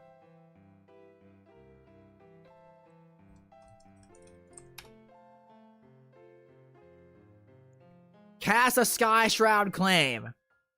I now have 7 mana. Turn 4. I play a land drop and cast Vorinclex. That is not Christmas Land. That's very easy. That's extremely easy. If you're not getting that easily in your green decks, you're building green wrong. It is so easy to cast Sky on turn 4. It's so easy. He's insane.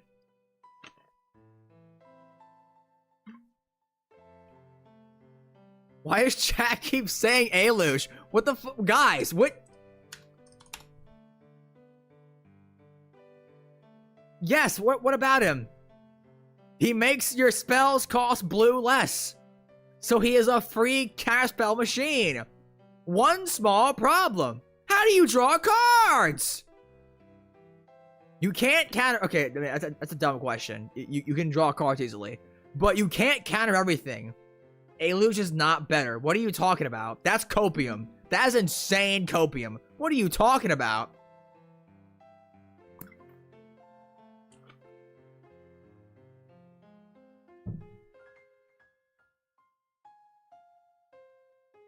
Bro, how do we...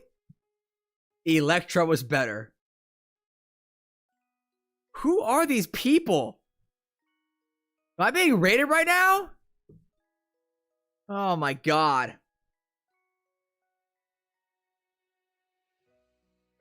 Vorinclex, you've been granted parole, and all the world shall suffer for this decision. Green needs it. Expropriate. I don't think you understand what... Okay, Aluge makes Expropriate cost 1 less for each land you have with a flood counter on it. So after 2 turns, you can cast Expropriate for 7 mana, not 9. Ooh.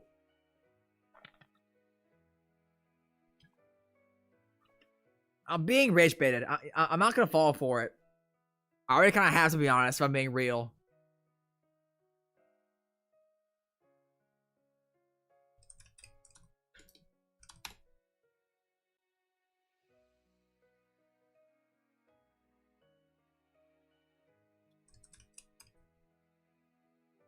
Blue Farm. They don't play Expropriate in Blue Farm. What are you talking?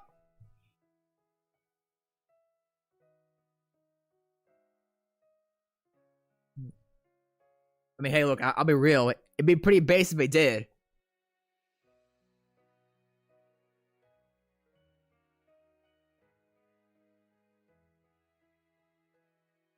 What are my tiers?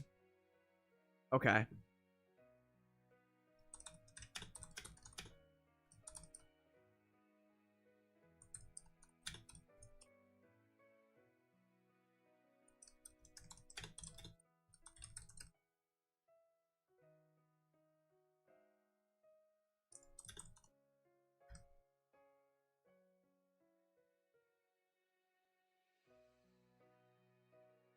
Blowing your pod's bad. I'm sorry. Next up, chat. Gamble. Let's go gambling! 1 red mana for a sorcery. Search your library for a card and put that card into your hand. Discard a card at random and then shuffle. It's a tutor. If you're in mono red, you play this. If you're in black red, you play this. If you're in Grixis, you might still play this. If you're in Naya, you might play this.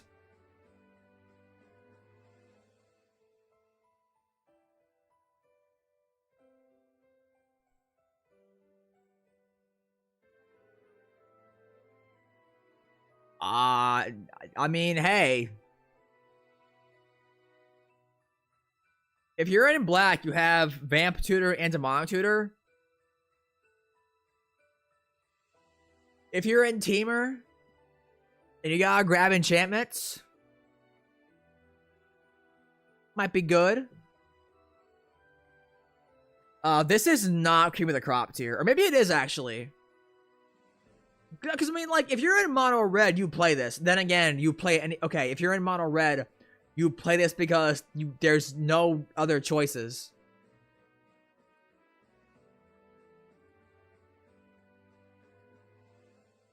So, like, that's not really a fair comparison.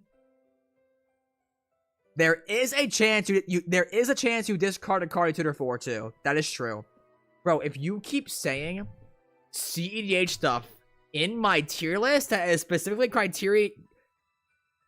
If you keep saying CEDH terms in my tier list that is specifically critiquing these cards in bracket 3, a non-CEDH tier list. I love gambling and I love money. Thank you for the $5 donut from Uni. I'll say prize pig tier. You play it in mono red. You maybe play it in like Boros or Gruul. I think once you add black, this becomes obsolete, pretty much. You're not playing this if you have access to black game changers.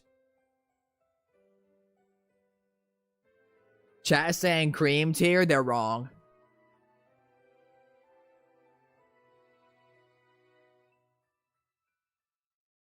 Ooh.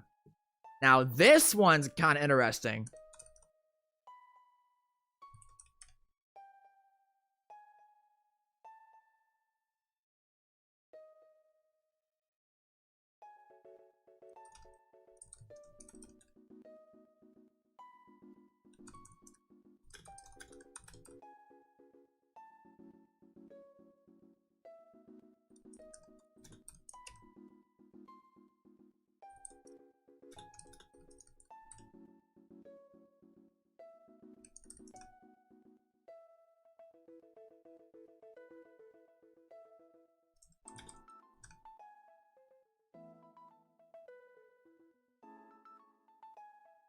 Crop rotation. 1 green mana for an instant. As an extra cost to cast this spell, sacrifice a land. Search your library for a land card. Put that card onto the battlefield. Then shuffle. Now, chat. Notably, a lot of the best lands are already on the Game Changer list. Glacial Chasm, Field of the Dead, Gaia's Cradle, Ancient Tomb, Mishra's Workshop. So there are a lot of cases where you kind of get double whammied for wanting to run crop rotation and good lands.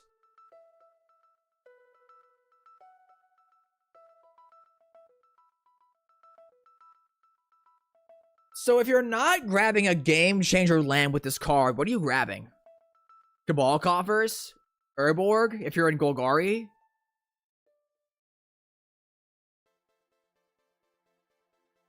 Like, I have seen the case that this card should actually come off the list. It is not basic land. What? Search for a land card.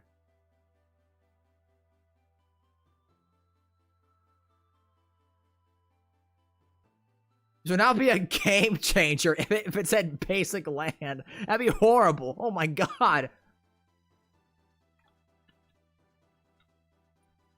You're rage baiting me. Ugh.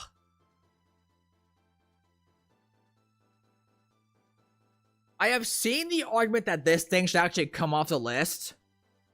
Because, like, a lot of the strongest lands are already on the Game Changer list. So you, like, get taxed extra for running this in your bracket 3 deck. Which I think actually kind of makes it not worth it. Like, bro, you could play this.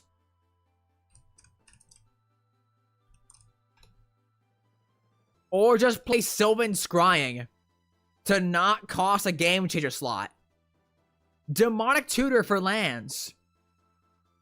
And save yourself the Game Changer slot, right? Like, I feel like this thing encompasses bad deal tier. Am I right? Am I...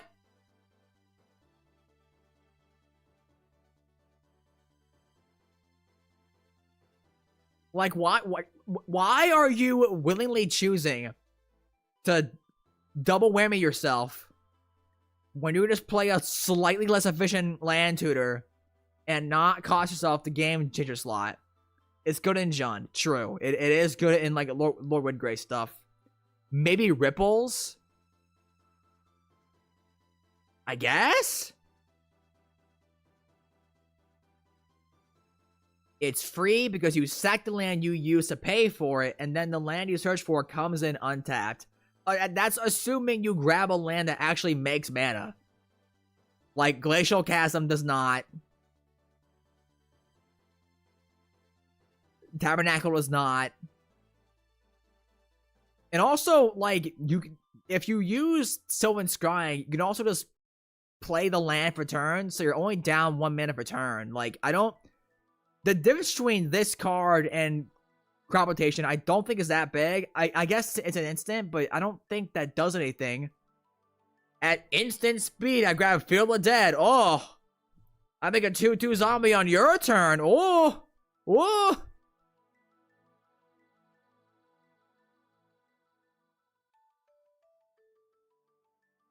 I'll say Ripples. If you're like hard bet on having to get one specific land, I guess then maybe it's worth it. I guess. Maybe you're playing Valakut. Can you play blue form in bracket 3? Probably? I think so. Just don't come off super early, you probably could. Tymna and Chrome are not game changers. Just make sure you actually limit yourself to 3 game changers and you're fine, probably. And again, don't combo off too early.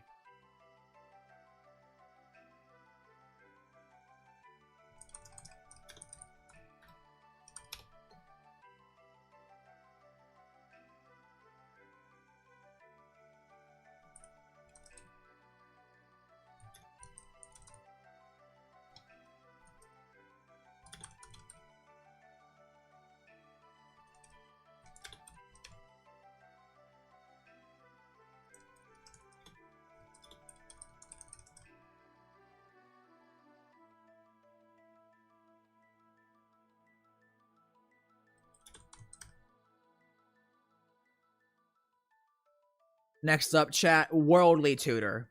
1 green mana for an instant. Search your library for a card, a creature card. Reveal it, then shuffle and put the card on top. And that's it. Vampiric Tutor for only creatures.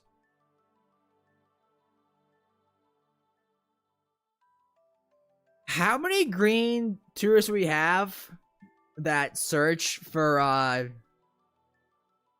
creatures to field?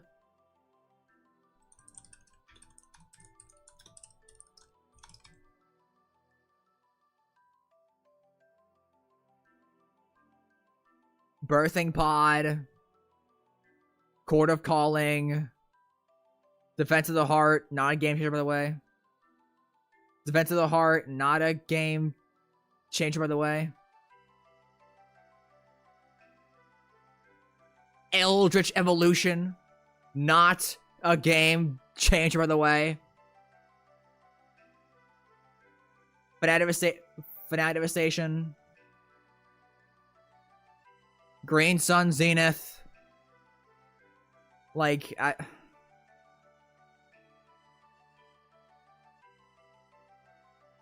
Natural Order. JK, that's a game changer, my bad. Nature's Rhythm. Pattern of Rebirth-ish. Protean Hulk, kind of.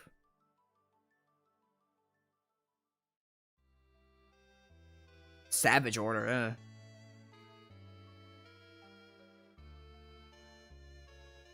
Tooth and Nail. The finisher, Tooth and Nail.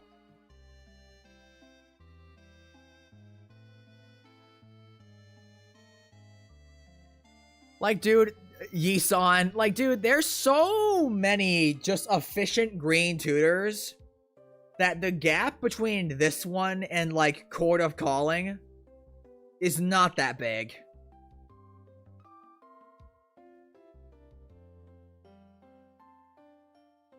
It's only 1 pip. I mean, sure, but, like, it goes on top, not to the field directly.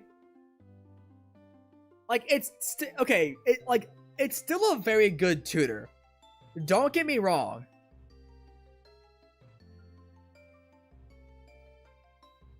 One pip is no pips in green. True. It is 0 mana, essentially. Like, there's so many just, like, nearly as efficient tutors in green that I would much rather save the game changer slot point and spend it on other cards. Ripples tier.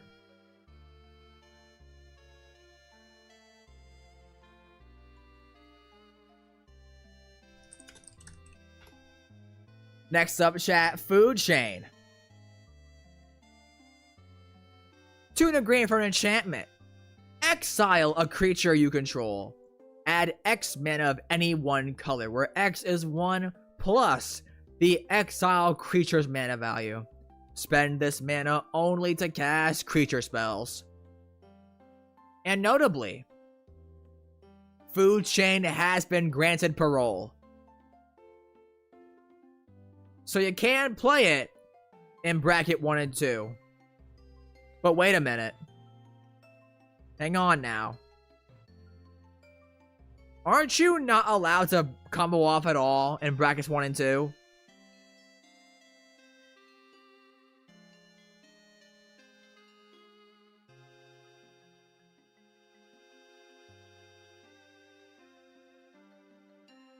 I think?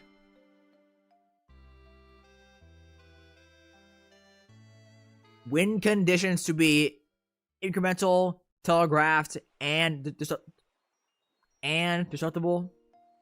11k subs, can't talk. So, notably, Food Chain has been granted parole. But, like, if you're comboing off with Food Chain in bracket 1 and 2, is your deck still a bracket 1 and 2 deck? Like, I feel like any deck that's trying to combo off a Food Chain is inherently not bracket 1 and 2. So, bracket banishment? Boy, Bounce Man! Boy, Bounce Man! You can play it fairly now! Yeah. Okay. Would it be considered an early game combo? I mean, like, that depends on, like, how your deck is built. If you have no way to tutor, like, you know, the Eternal Scourge, Miss Hall Griffin, Squee, and all them, maybe. But even then, like, the Food Chain can be used to exile your own creatures just to cast the Squee or Miss Hall Griffin for essentially 0 from your hand to just combo off and win. You could have 0 game changers, but your deck wins turn 4 off this. It's bracket 3 and 4. Yeah. Food Chain. We grant you parole, but we do not grant you the rank of freedom tier. What? What? That's absurd. How can you be granted parole and not be given the rank of freedom tier? You are off the game changer list, but we do not rank you You are off the game changer list, but we do not rank you the tier of freedom. Sit down. Sit down.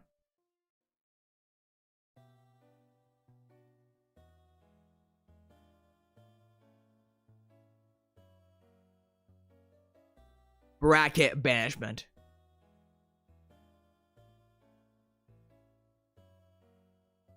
Sorry, my Bounce Man, but I used Grand Arbiter Auction to force my bird deck, you monster.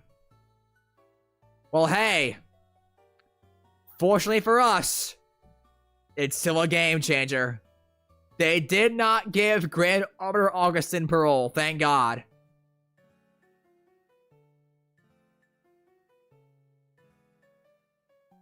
What's next? I missed it. Force of Will. Okay.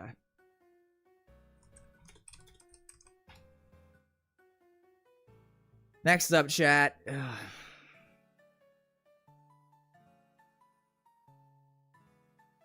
love free interaction! I love playing Yu-Gi-Oh!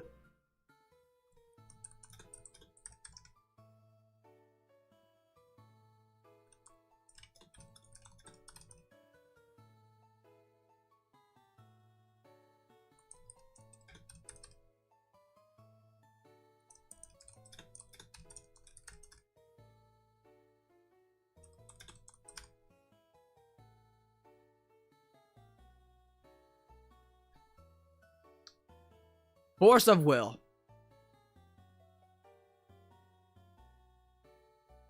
Three blue. 5 minutes for an instant, but you know dang well it's a lie. Trickery. You may pay 1 life and exile a blue card from your hand, rather than pay this spell's mana cost. Counter target spell.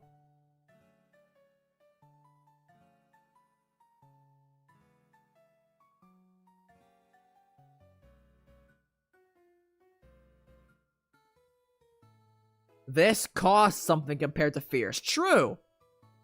Give blue players Solemn Judgment instead. Pay half your life. Yeah. Maybe then I'll be okay with it. Cost. What's a cost? 3 counts are always annoying and powerful, but are they truly game warping? I don't know. I mean, like, they're annoying because the whole game is built around being able to actually see what your opponent could potentially do against you in response to your plays. When you see the blue player tapped out, you are supposed to think, okay, they can't do anything to me. I'm fine right now. And then they play this.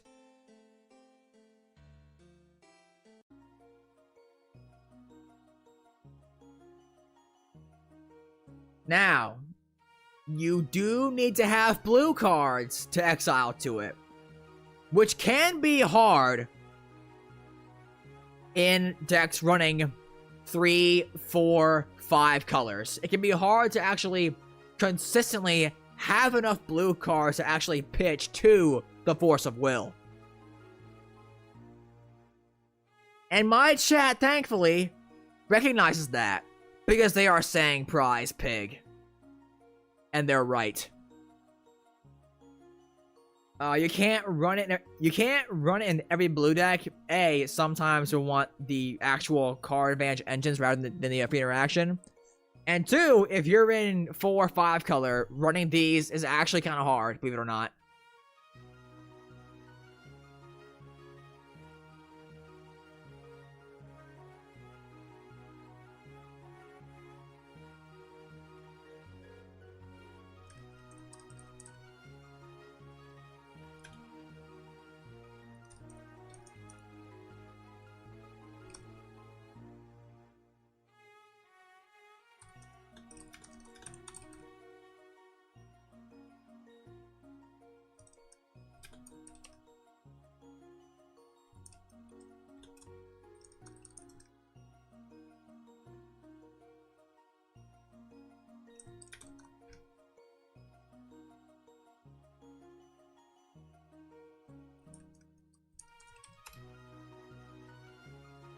Can't spell.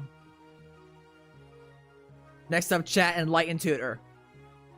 1 white mana for an instant. Search your library for an artifact or enchantment card. Reveal it, then shuffle, and put that card on top.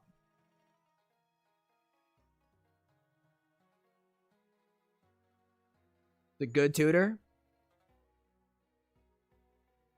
If you're in white, you're probably running artifacts or enchantment to some degree.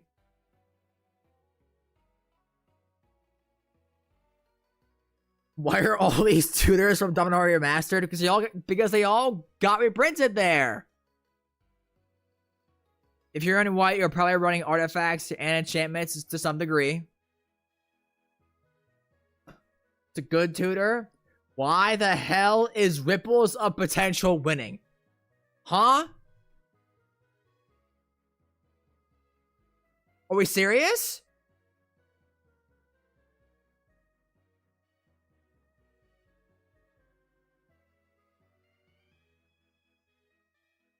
That's kind of wild. Somebody in chat want to explain?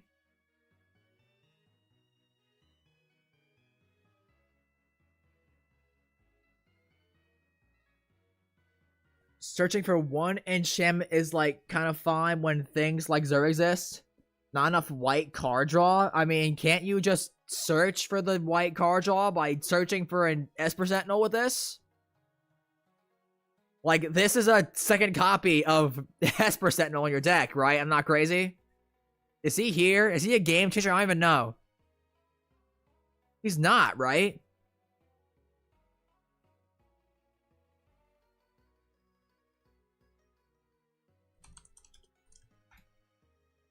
It's enchantment or artifact. So it's artifact or enchantment. Land tax. Make it a game changer.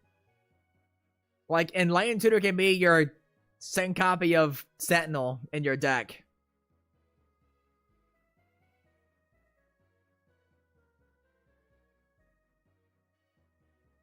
You need the card draw. It's an instant. You play it on your opponent's end step. Why are we saying we need the card draw to make it good?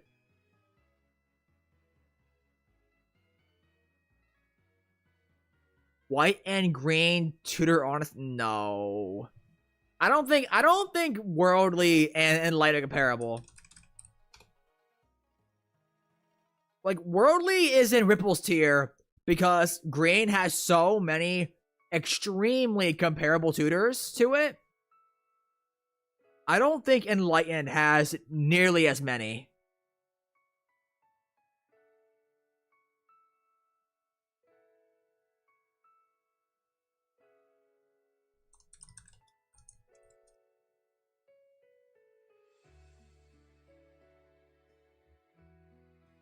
Moonblessed Cleric. Okay, cool. That's 3 mana at sorcery speed. So you actually do have to make a whole turn cycle to get the card in hand.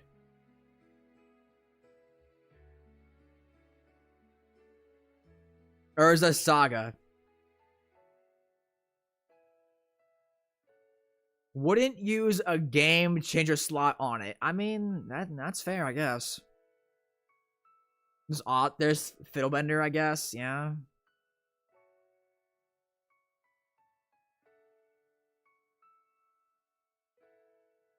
Okay, I mean, Saga is busted and is also not a game changer somehow. I don't know, dude.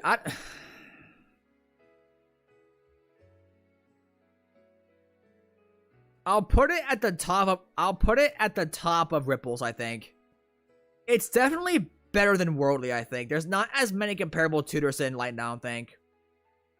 But I get that there are other comparable effects in White where, since there are other comparable tutors, you'd rather save the game changer slot and not spend one on Enlightened Tutor.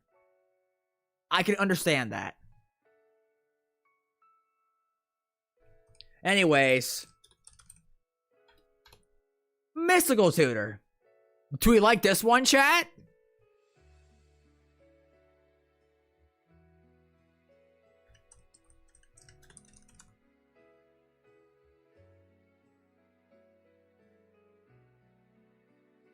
Okay. Knight of the White Orchid does not do that, Lulu. That's not what that card does. That's the land ramp one.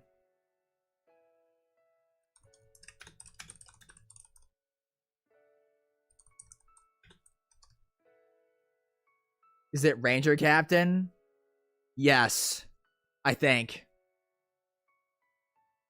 Assuming we're talking about the same card, yes.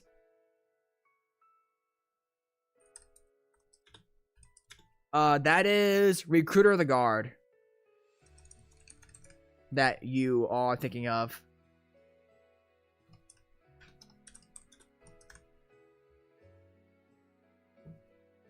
Mystical Tutor, chat. 1 blue mana for an instant. Search your library for an instant or sorcery card. Reveal it, then shuffle, and put that card on top. So, we think Worldly and Enlightened are in Ripples. We think Gamble is in Prize Pig. We think Vampiric is in Cream. We love creaming here.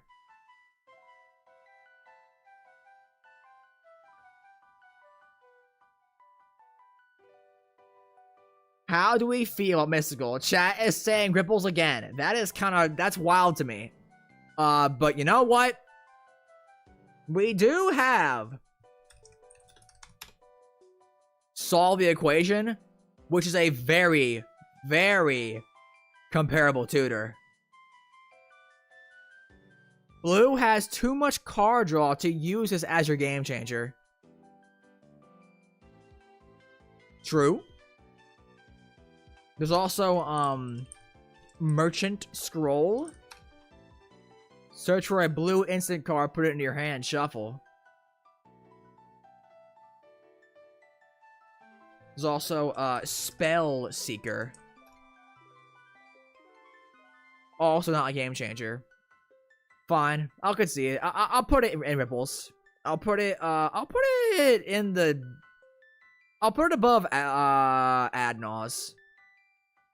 That is kind of wild to me that we think these three are all in Ripples tier. That's kind of nuts to me, but that is Waterlogged Teachings. It is 4 mana and grabs only instants or cards with flash.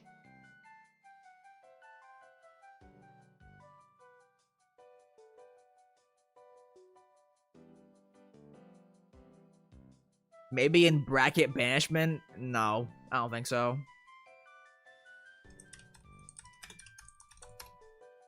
Oh, the Almighty Mirror.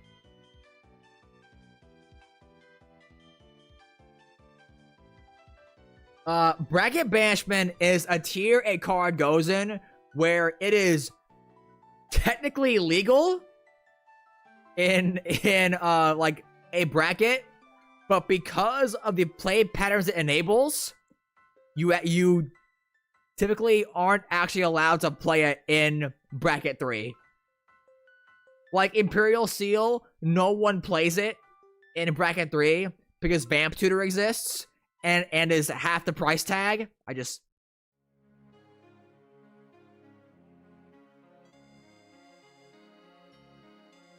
Fine. Unk status. And Food Chain is a combo card.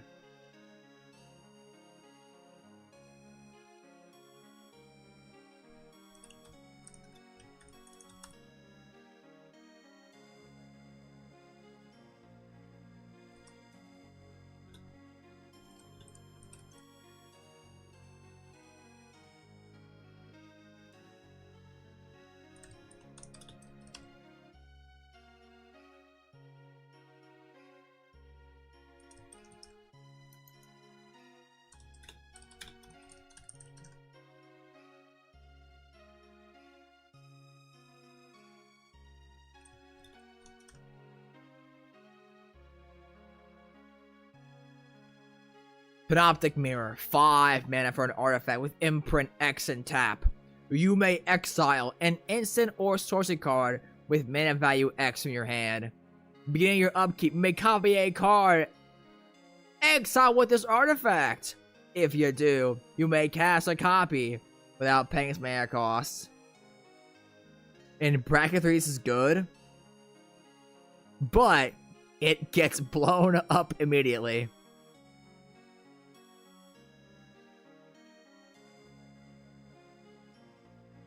Okay. So chat. The infamous combo. 11k subs, can't spell. Is you exile Time Warp under this thing, and then you infinite turns. One small problem. It's 10 mana, and you have to go a whole turn cycle for that to actually work.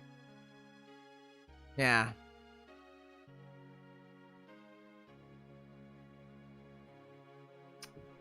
So we'll free Vorinclex. We'll free Vorinclex, no problem. But Panoptic Mirror? Whoa, hey now. That's a big demand right there. Let's calm down a moment here. That's a little scary. Vorinclex is fine on turn 4, but Panoptic Mirror, hey, whoa.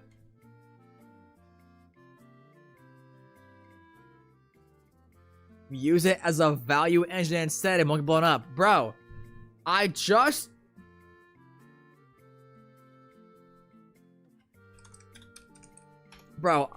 want to imprint a cruel ultimatum on this. Please. Please, bro.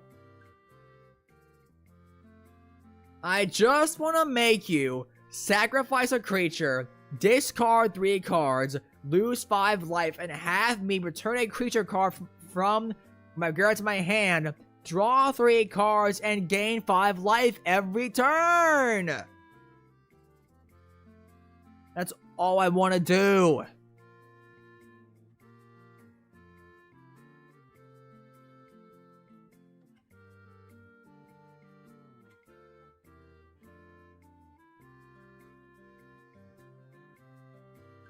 Chat is saying prize pig. Chat is saying prize pig, you're wrong. Bad deal tier. Just wait for it to get ungame changered. Wait for it to be granted parole, please. Ban time. Ban time warp and then bring PM off. Okay, dude. No, what do you do? No! Oh my god, Google.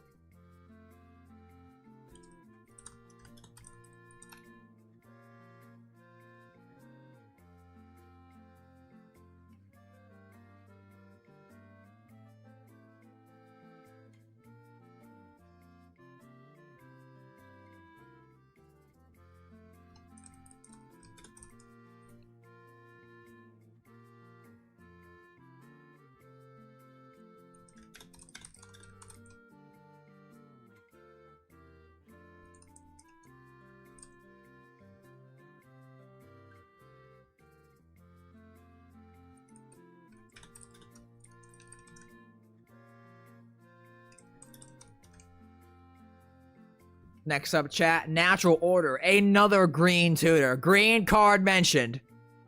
Green card mentioned. 2 green for a sorcery. As an extra cost to cast Natural Order, sacrifice a green creature. Yo, my mana dork has to be killed? Search your library for a green creature card and put it onto the battlefield. Then shuffle your library. Bro.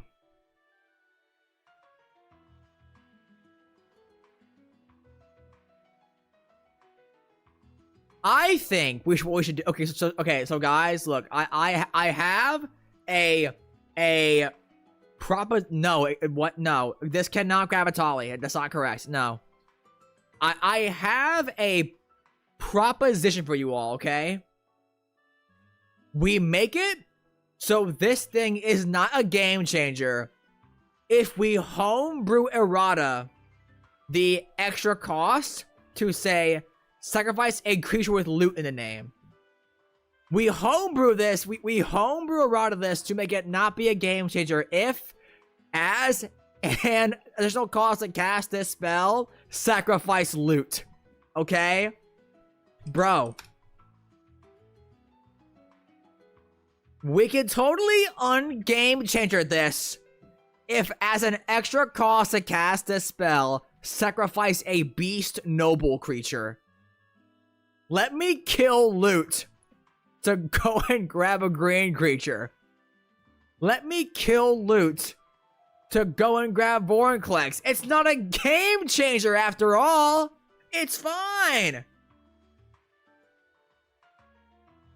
Let me kill loot to go and grab, I don't know, something.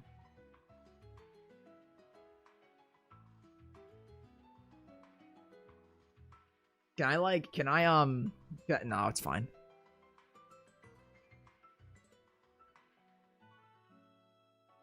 Make it sack the things you used to pay for it. Yeah, exactly. So, you know, so chat, here's the deal, right? Here's the deal, alright? Or no, let's add, a row above. Make this one green.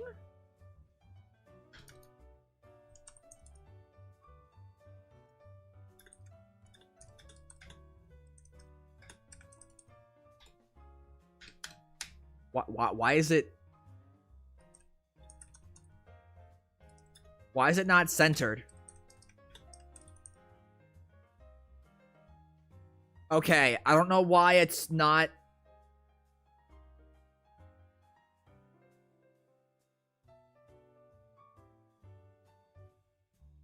Okay. Sure, I guess.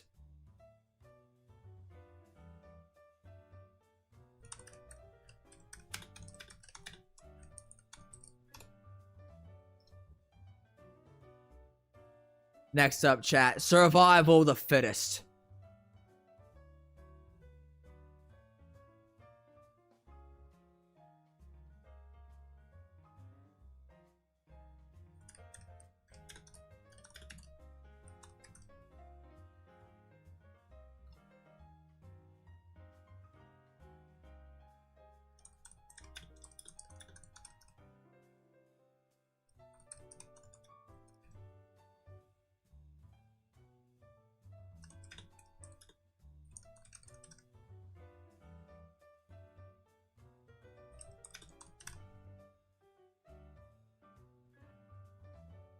One and a green for an enchantment. Pay a green. Discard a creature card. Search your library for a creature card. Reveal that card. Put it into your hand and shuffle.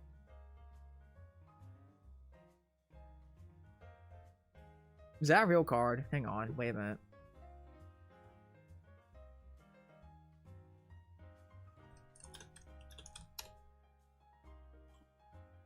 Wait, what? Oh! Oh, wait, I'm downloading that. Wait a minute.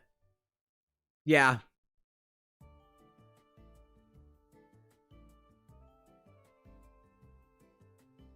So you discard a creature card and pay 1 mana to go in and grab a different creature card. Keep in mind, if you're in black-green, this goes insane because the thing you discard can also be reanimated. That's pretty good.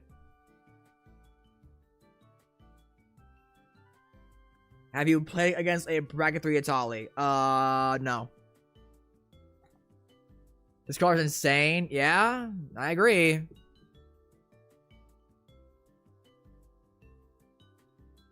That's it. I'm building Nira. Get Chaos.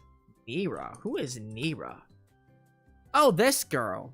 Daisy Urarada. Ugh. Absolute quality control, Watsy. Thank you very much. This thing's insane. Just let...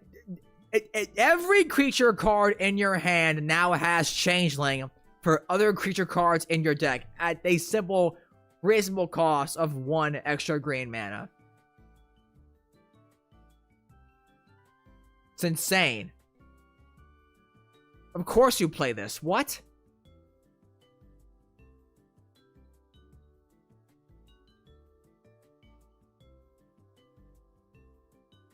I actually did not realize the list was this big. I thought we'd be, like, way closer to being done by now, to be honest.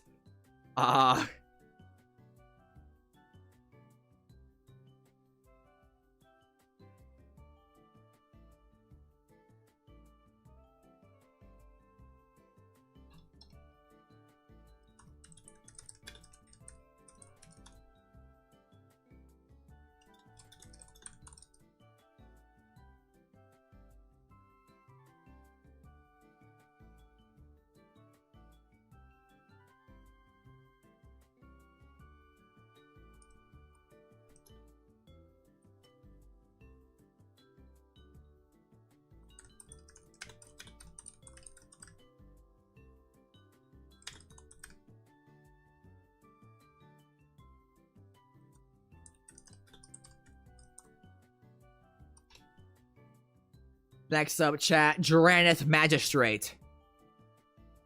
1 white for 1 and a white for a 1/3 human wizard creature. Your opponents can't cast their commanders.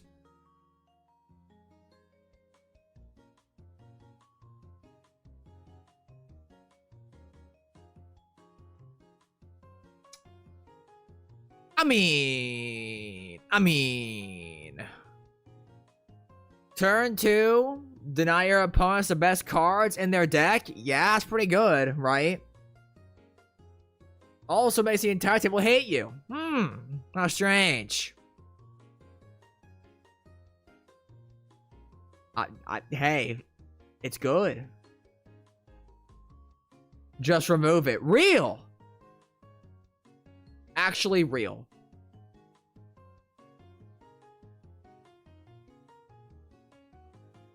Also does shut off those pesky food chain combos.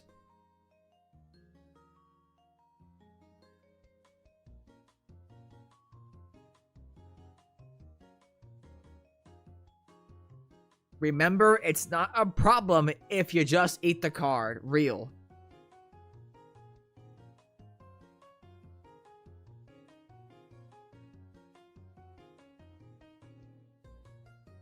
I guess a chat saying cream tier. I think I agree, actually.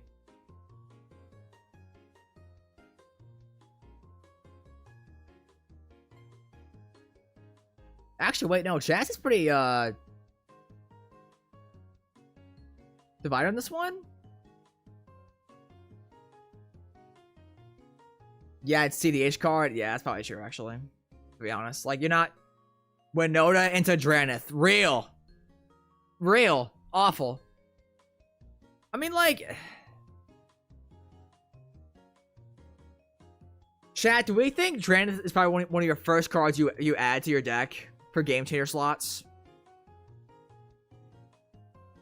Like what deck would you be playing where you wouldn't add this as like, oh yeah, I play this every time in my white decks?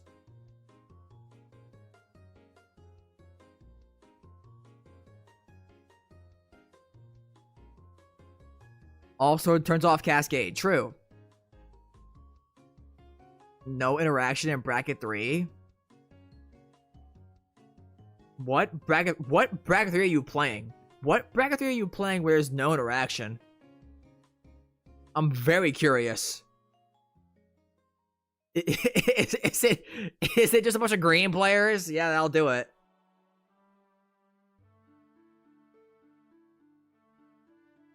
If this is your first choice of game changer in bracket 3, you are just evil.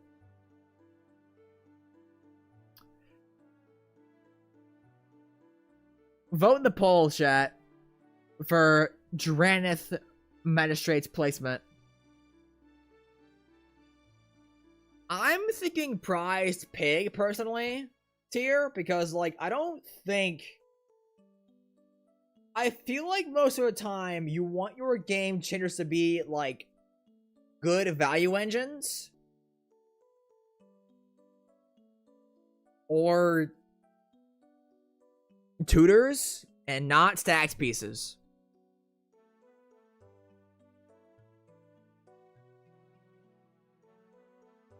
I'm gonna say prize pig tier.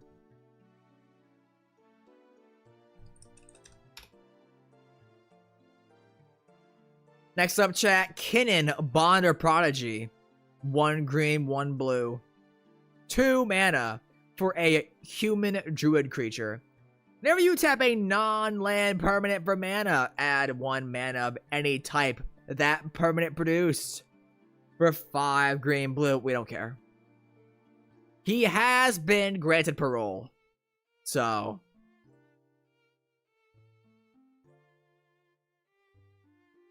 might not like it, but Kinnan is free to go.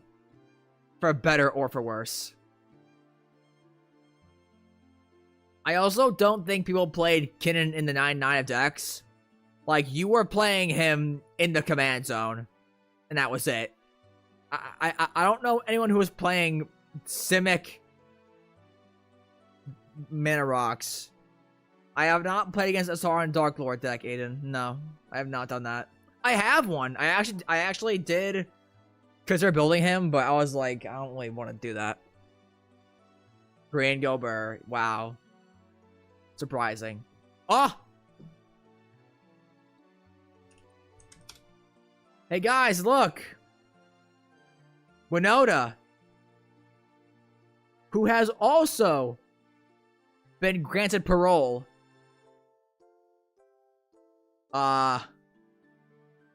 Which I guess, to be fair, is kind of valid. Like, it's pretty hard to make her work in a deck if she's not your commander. And she does go insane in the command zone. Yes, they did remove some cards from the game changer list because you can just say no to them.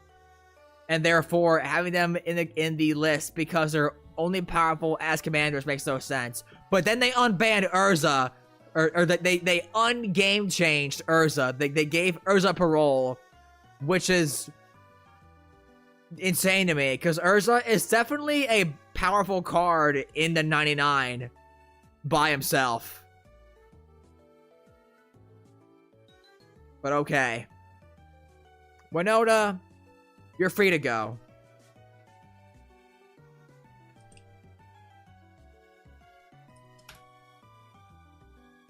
Next up, chat. Jin Gataxias Core Augur again has been granted parole.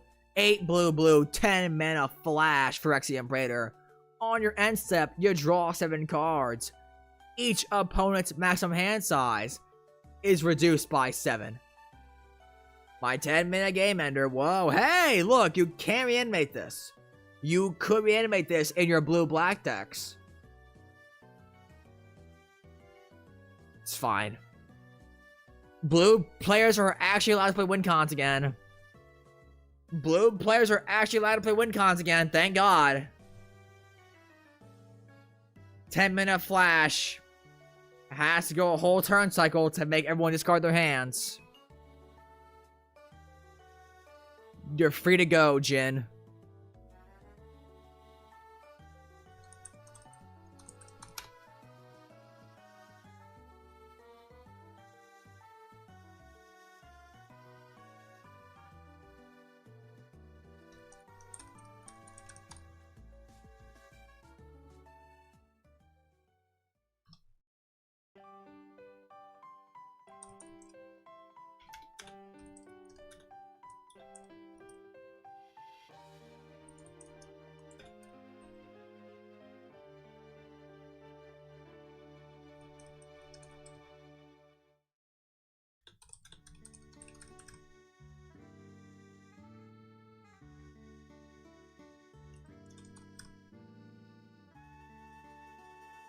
Next up, chat. Necropotence. Triple black for an enchantment. Skip your draw step. Whenever you discard a card, exile that card from your graveyard. Pay 1 life. Exile a top card of the library face down. And put that card into your hand at the beginning of your next end step. The best card draw spell in black. You do have to skip your draw step. Oh god. Oh no. What a shame when I can pay 10 life to draw 10 cards. Woof. It's just that is wrong. You will absolutely see this card at bracket 3. You will absolutely see this at bracket 3. It's very good. It is the best card draw spell you have. -1 draw is so free. Yeah. This thing is insane in bracket 3, dude. I personally play it in my Nekusar Lich deck. Oh, Cream of the Crop tier. Come on now. It is the best card draw spell in your deck. Optimal Zerg target. Real.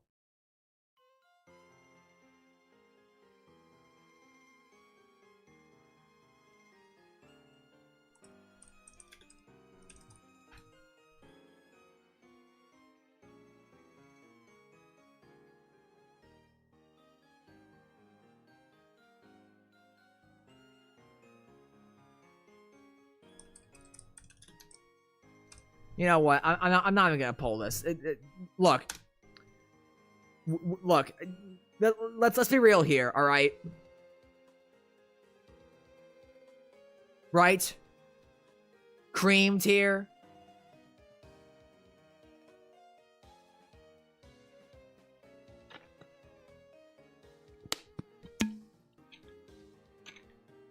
Um, apparently, they actually are questioning if they're banning this. Or was it? Oh, they didn't put it on here? There are 4 main things today. The first is Rhystic Study. This is a very iconic commander card. Do You Pay the One is baked into so many references around the format. It's one of the most snowbally card advantage engines in all Commander. In many casual games where it's played, let the Rhystic player run with the game as people just cast spells into it. At higher bracket play, like CEDH, it causes huge issues. However, as far as we can tell, it's loved by many. Source? It's not quite as iconic. It's not quite as iconic to the format as Sol Ring, but it's not that far off either. Is Commander more fun with Rhystic Study in it? Is there a world where it moves from being a game changer to being banned? To be clear, our current thinking around this leans towards no, as it's just so iconic for a casual Commander. But if you have thoughts, we'd love to hear from you.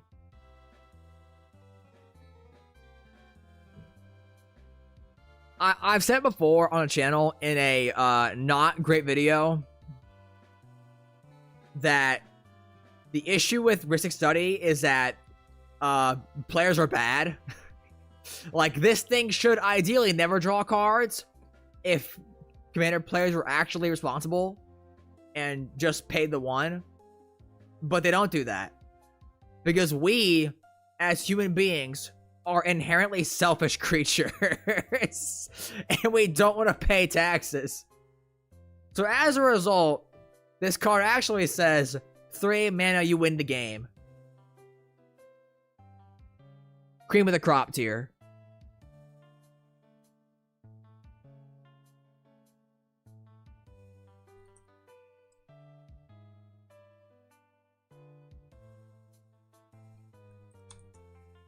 Oh, wait.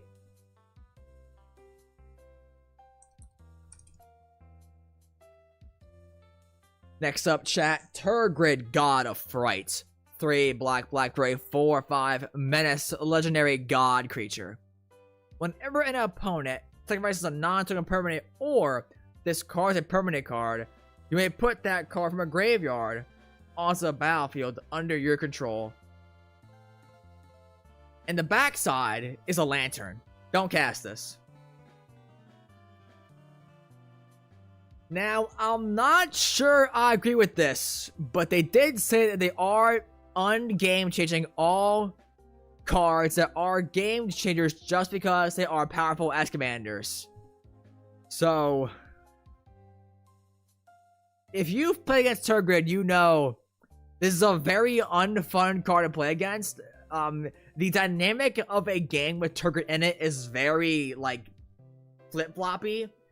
It's either the Tergrid player wins the game off of a simple edict, like, just like a, I don't know, an innocent blood or something, or the Tergrid player just never gets to play the game ever.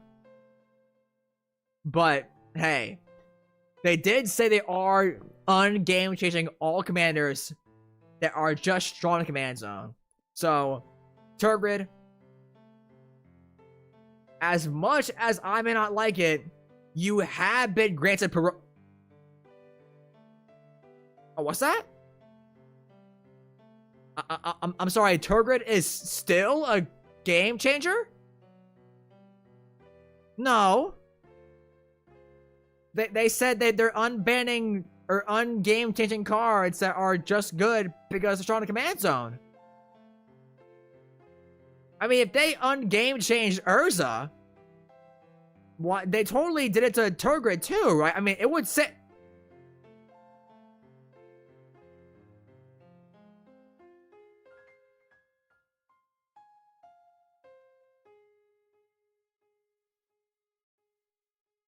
Gavin.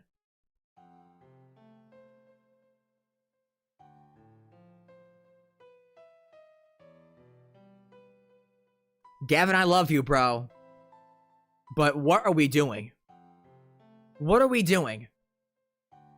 In what world do we take Urza and Vorinclex off the Game Changer list, but not Turgid? Like, no one plays her in the 99, bro. She's only played as a commander. Did they just forget she's on here? Wait.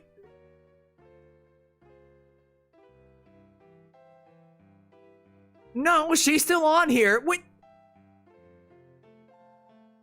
What the? You might be weird, Lilu. No one plays her in the 99. She's only ever played a command zone, I'm pretty sure. Okay, Turgid, I guess you haven't been granted freedom tier. Bad deal, because you're not playing her in the 99 ever. You're playing her as a commander and then running Vamp Tutor and Demonic Tutor. Wow. Or maybe Necropotence. Nah, goes hard in the 99 discard. Oh, so with her to command zone? Yeah, exactly.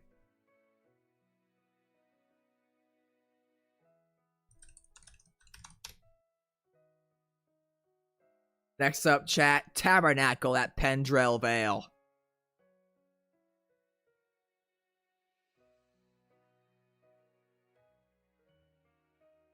I don't see it.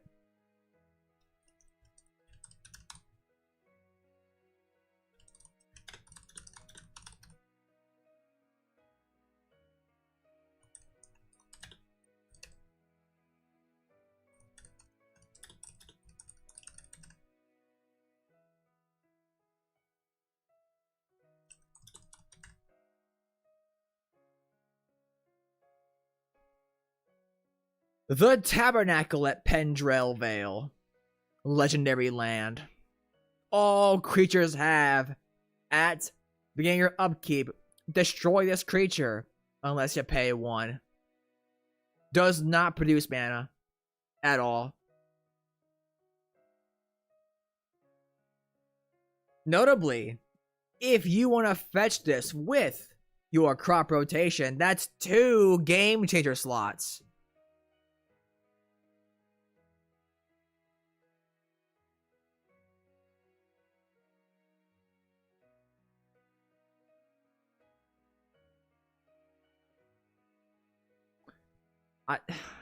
Dude, I'm gonna be honest. I'm not sure who is playing this. I don't know who is playing this in bracket 3. Who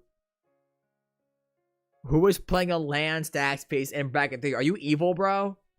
Are you evil? Oh, what? Worldly Tutor and crop rotation were enough? No?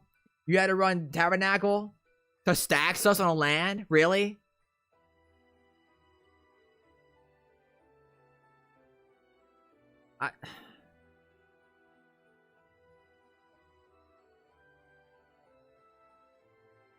If you want a fetchable stacks piece on a land, I guess it's good. But I don't know who's playing that, so Ripple's tier.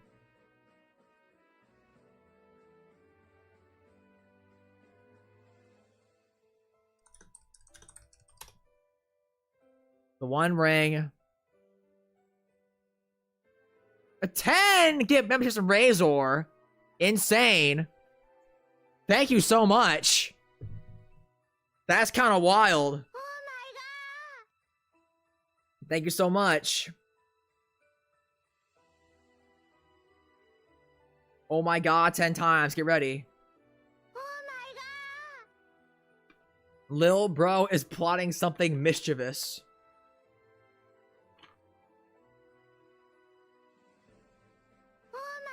Oh my god! Alright, chat, the One Ring. I don't gotta pull this, right? I don't. Oh my god!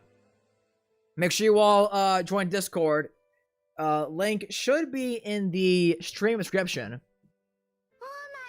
Make sure you all hop in there and connect your YouTube accounts to get access to the member exclusive Discord server. One ring is instant cream. Okay. I agree. I agree. The one ring is instant cream.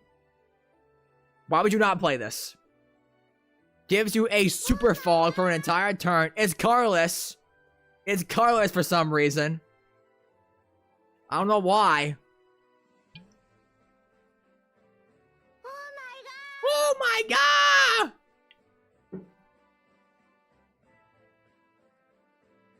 god! Dude, honestly, bro, they should ban this. This thing should be banned, if I'm being honest.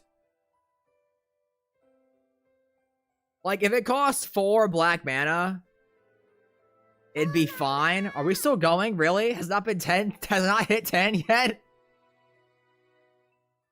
That was the last one. Okay.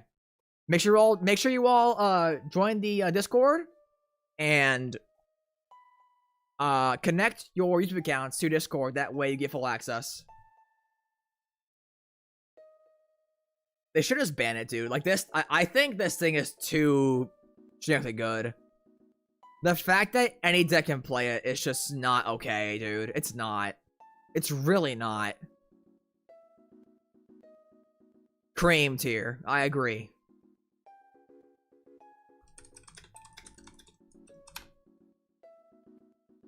Feel the Dead. Another land. Okay. This land area is tapped. Tap add colorless. Whenever this land or another land you control enters, if you control 7 or more lands with different names, create a 2/2 black zombie creature token.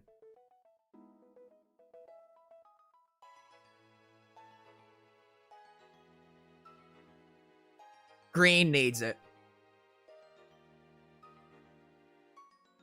Useful in Jund and that's it? What? Am I pulling this one? I don't see anything but landfall. Okay, so green. So green.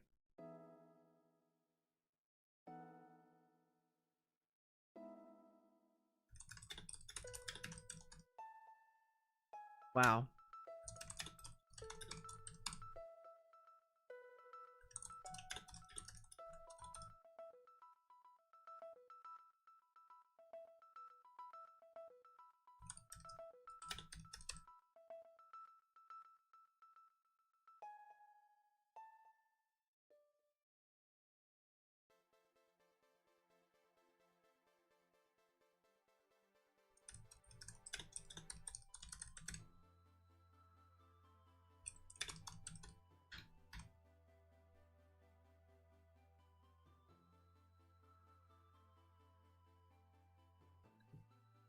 Like, dude, it's just... It's busted in green decks, where green doesn't need the help. Just turns your landfall into 2/2 zombies. It's stupid. They could ban this, and I wouldn't care at all. Totally not because I don't own one, by the way. No, that's not true. Like, it is just... Ugh. Cream of the crop tier for this. I think I agree. Well, actually, no. Because if you're not in green, you don't play this at all. Because you can't actually abuse it then. I mean, you could just throw it in any deck and it'll be good there, but it's very abusable in green. Prize pig tier.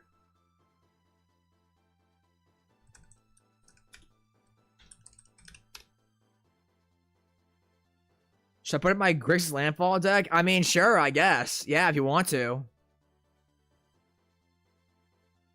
Next up, chat. Glacial Chasm. Cumulative upkeep paid to life. When Glacial Chasm enters, sacrifice a land. Creatures you control can't attack. Prevent all damage that would be dealt to you. So what you do, chat, is you never pay the 2 life. you willingly choose to sacrifice it, and then you replay it every turn with one of your, like, 13 different versions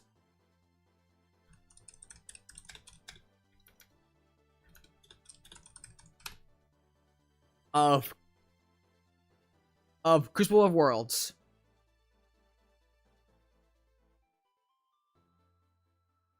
Prize Pig tier.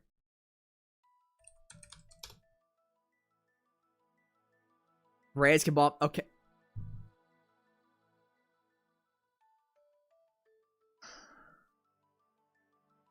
Braves Cabal Minion. 2 black, 2/2. On each player's upkeep, that player sacks an artifact, creature, or land their choice. It is still a game changer.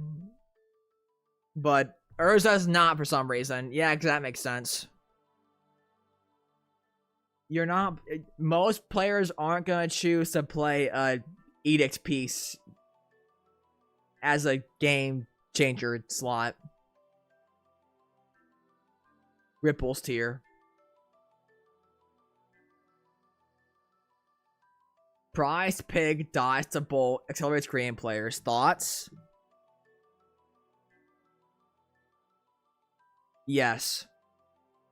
I agree. Lion's Eye Diamond. This is only playing CDH. You are not playing... It is Black Lotus, but you have to discard your hand to activate it. You're not playing this in Bracket 3. Bracket Banishment. It's good for combo lines, and that's it. Which are probably not playing said combo lines in Bracket 3. Get out here.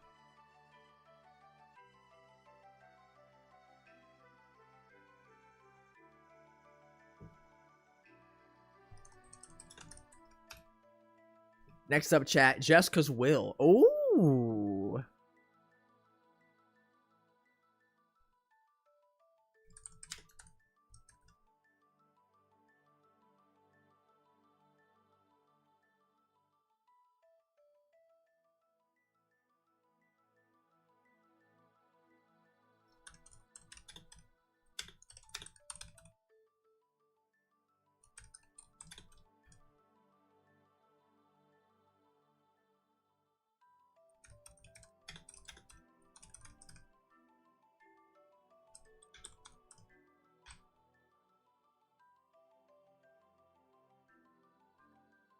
Two in a red sorcery. Choose one. If you control a commander, you may choose both instead. Add red for each card in target opponent's hand, and or exile a top 3 cards in the library. You may play them this turn. Insane card. If you're in mono red, you play this. If you're in mono red in Bracket 3, you play this. 100%. 100%. Like, this thing is insane. Even in, like, Grixis, you might play this. Like, you can net 4 mana off this thing. It is the best ritual red has. It's also card advantage. It's so good. Chat is unanimously voting Cream of the Crop tier. I think I agree.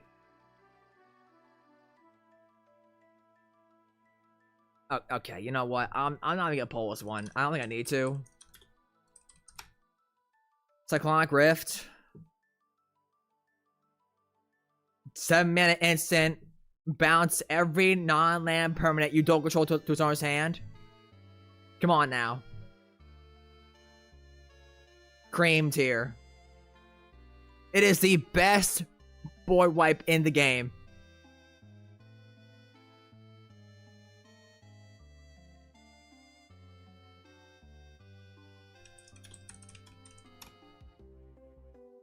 Mox Diamond, eh.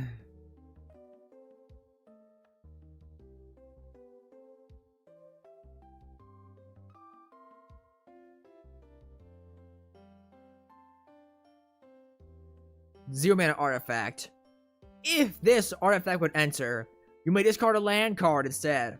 If you do, put this artifact onto the battlefield. If you don't, put it into its owner's graveyard. Tap, add 1 mana of any color. Chrome Mox was in bad deal.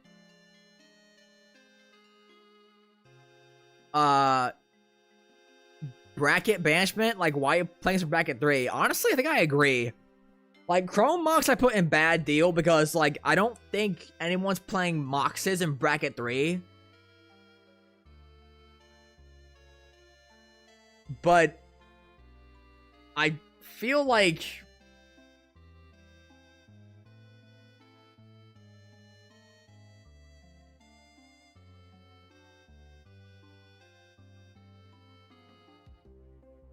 nah. It is Chrome Mox, but worse. Chrome Mox has you exile a non-artifact, non-land card, so cards that don't make mana. Mox Diamond requires you to discard a land, a thing that makes mana, to play something that makes mana.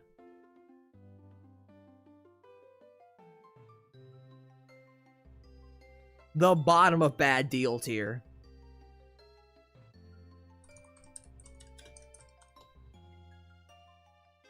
Seedborn Muse.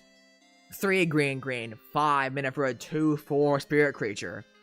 Untap all permanents you control during each other player's untap step.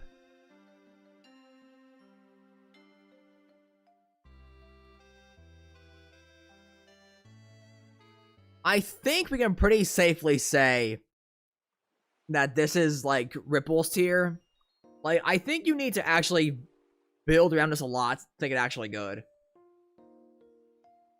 So it does untap all your lands and your creatures, so it gives your creatures vigilance essentially, and lets you cast spells on your opponent's turns if you have instant to spare, or I guess flash cards. The only deck I've ever had where I made this card actually worth it was a 4-color Omnath Time Stop deck, where I ran every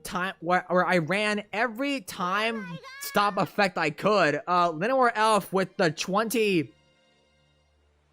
What currency is that? I actually don't know. Wait. I'm sorry, I'm sheltered. Hang on.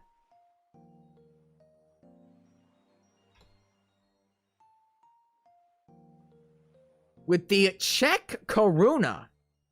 Czech Crown. Ah.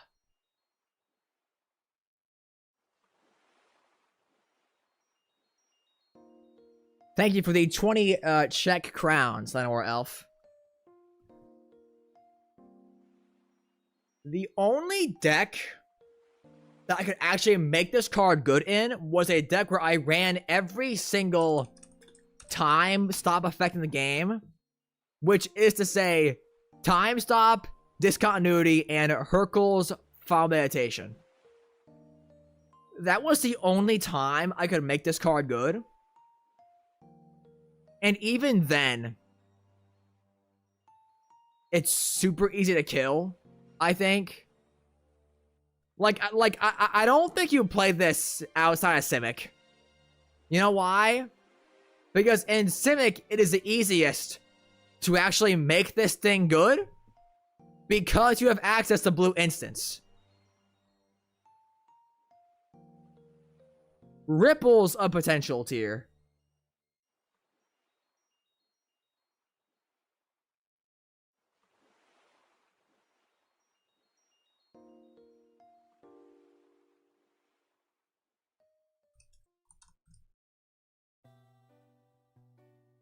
Now, chat.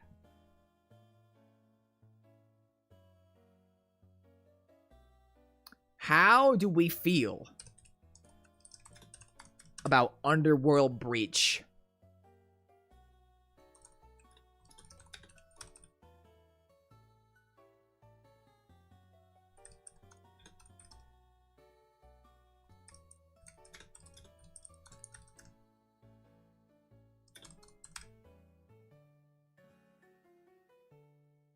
One red for enchantment.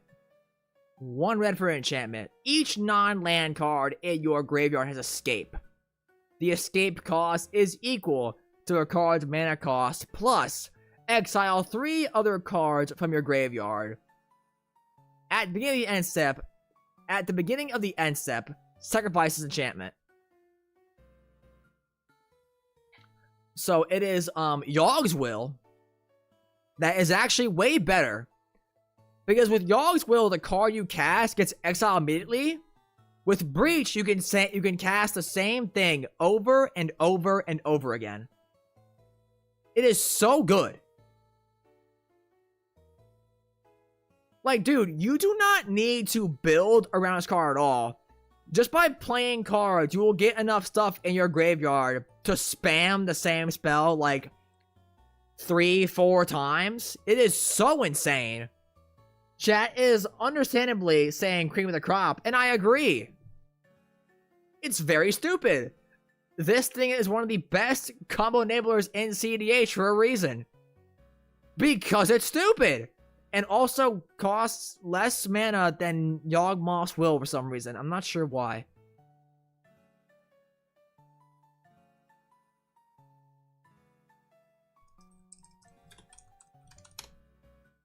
Fastest Oracle? Okay. This is bracket banishment tier, right? Surely. Like, you are not playing Thoracle in bracket 3. There's already the combo, like, turn restriction thing for brackets 1 through 3. I can't imagine you're going for a Thoracle win on turn 7. Bracket banishment tier.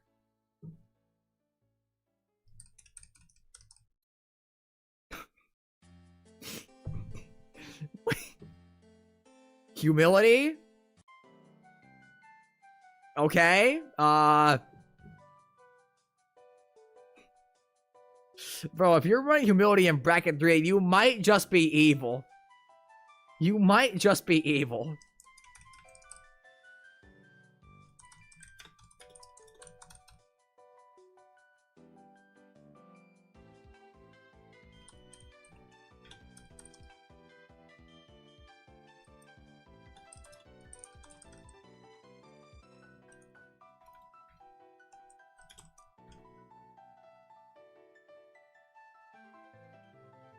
Two white for enchantment.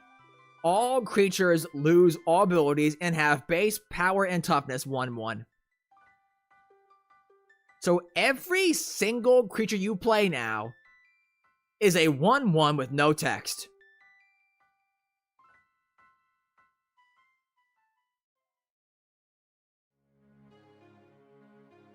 Are you playing this in bracket 3, bro? There's no way, right? Like, okay, if you're playing, like, what is it? If you're playing Estrid the Masked, maybe? Because then it doesn't affect your Planeswalker? That or, like, Elminster. Because again, it doesn't affect him.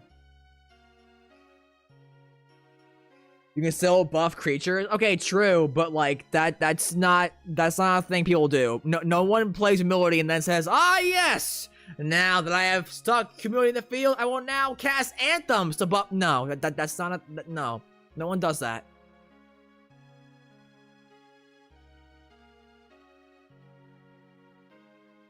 Isn't there a one-sided Humility for 8? Yes and no. It is one-sided, but it is only one person. It is a curse.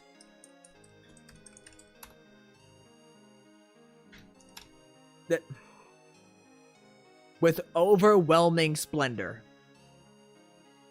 What a terrible night to have a curse. Or day, rather, since that is very clearly the sun.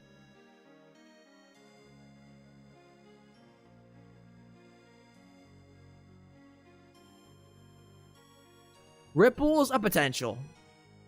It's good in some decks. That's about it.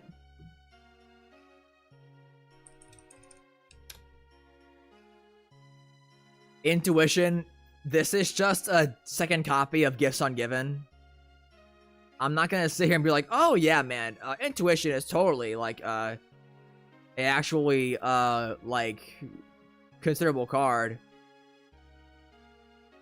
We done Ristic yet? Yes, it is in cream tier.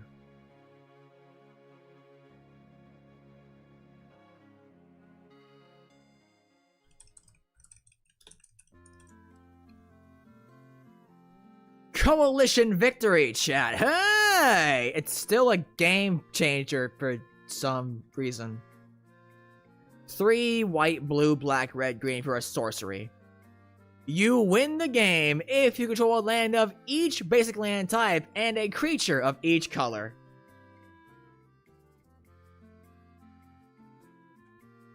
Bad deal mentioned.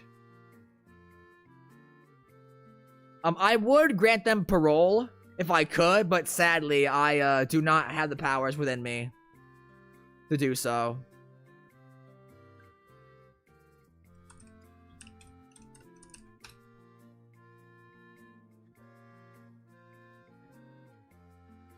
Grim Monolith. Okay, we put... Okay, wait. Grim Monolith, 2 mana. This artifact doesn't untap during your untap step. Tap, add 3 colorless.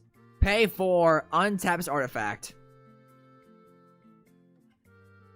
It does have combo potential. Or more potential combo-wise compared to Mana Vault. But we put Mana Vault in Prize Pig tier. And brackets 1 through 3 does have the combo restriction. So I think for that reason alone, doesn't that mean Grim Monolith goes in Ripples tier? I don't know what deck you're playing us in. Like, okay, you play this in Kozilek and that's it. I guess it's not bad in Brago either, Lilu.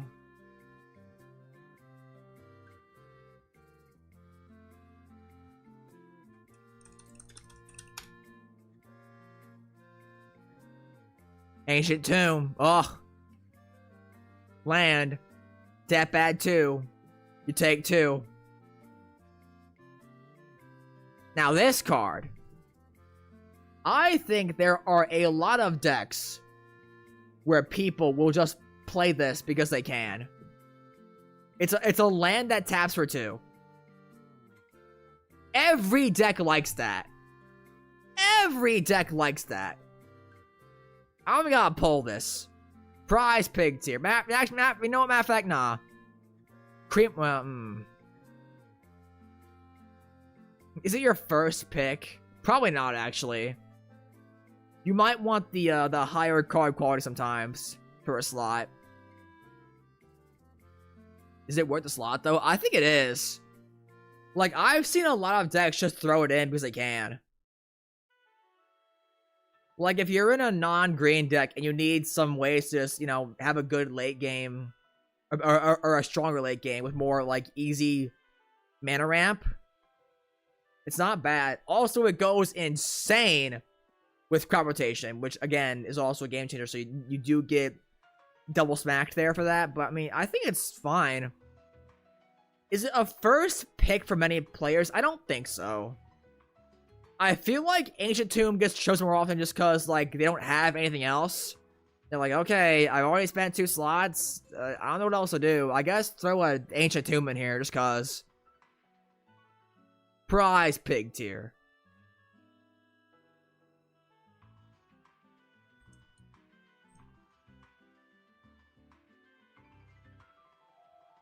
Ancient Tomb is more for early game, though, right? Because late game, Temple of the False God is better. So, you are right, technically, that Temple of the False God is better late game. The issue is that Temple of the False God is a dead card early game, whereas Tomb is not. So, you don't have that weird complication of, oh god, I drew my Temple in the opening hand. Oh god, this is awful. That just doesn't happen with Ancient Tomb. Next up, chat, Gaia's Cradle. Hey! I'll pull this one.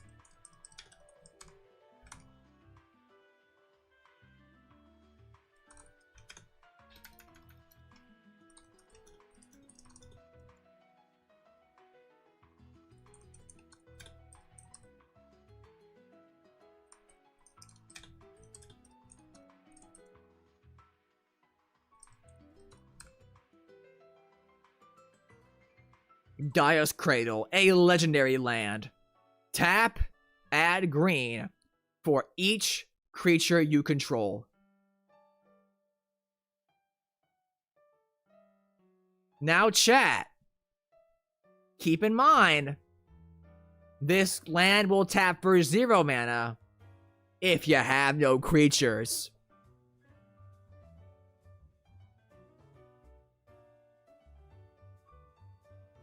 That's a downside. That's a real downside. Copium.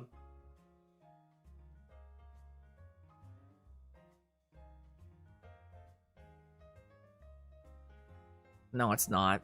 No, it's not. Chat saying cream tier. Understandably so.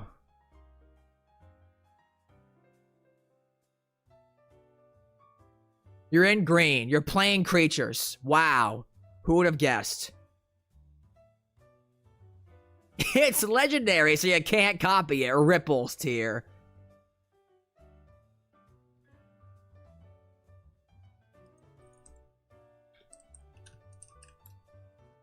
Now chat. How about this one? Ah?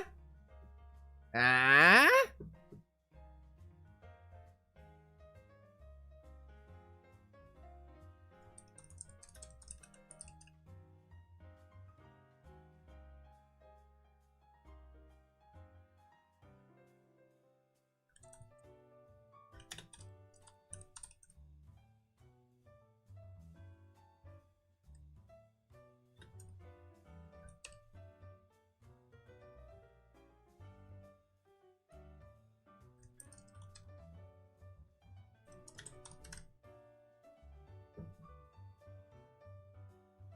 Legendary land. Tap, add white for each enchantment you control. Much more restrictive compared to the Gaia's Cradle, I think. I mean...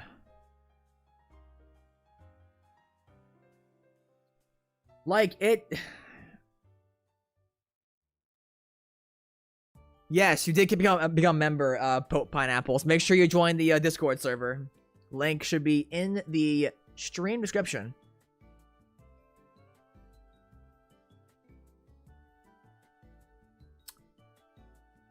So I don't think Serra's Sanctum is cream tier because you can't play this in every deck. It does go insane in Enchantress, of course. That's obvious, but outside of that, it falls off hard.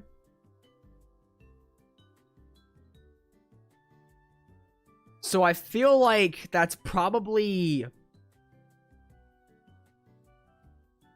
we'll say prize pig tier. It does net you an insane amount of mana. And finally, chat. The final game changer. Bolas Citadel.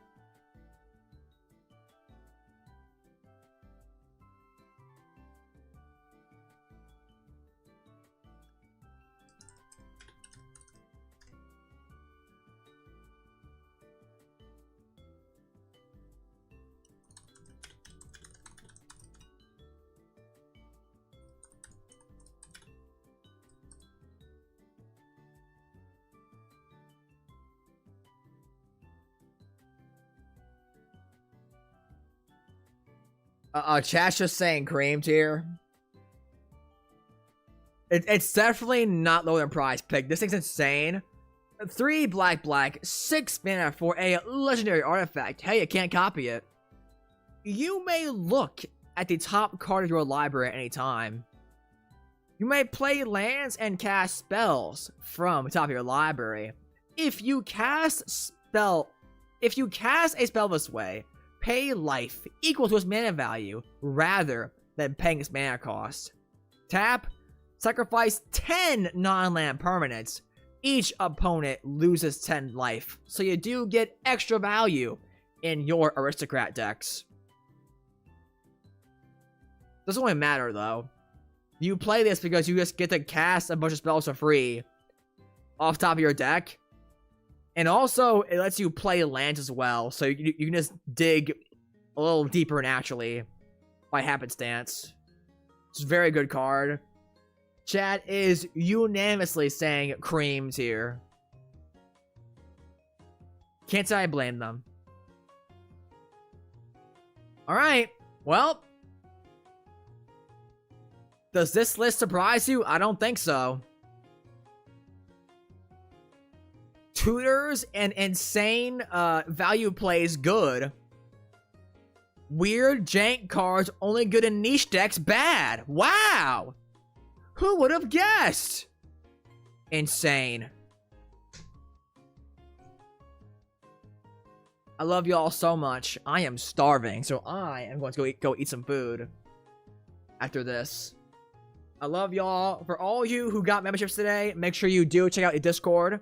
Your YouTube account does need to be connected to your Discord in order for you to get full access. So make sure you do that if you decide to join. I love y'all so much. Thank y'all so much for tuning in. And I will see you all next time.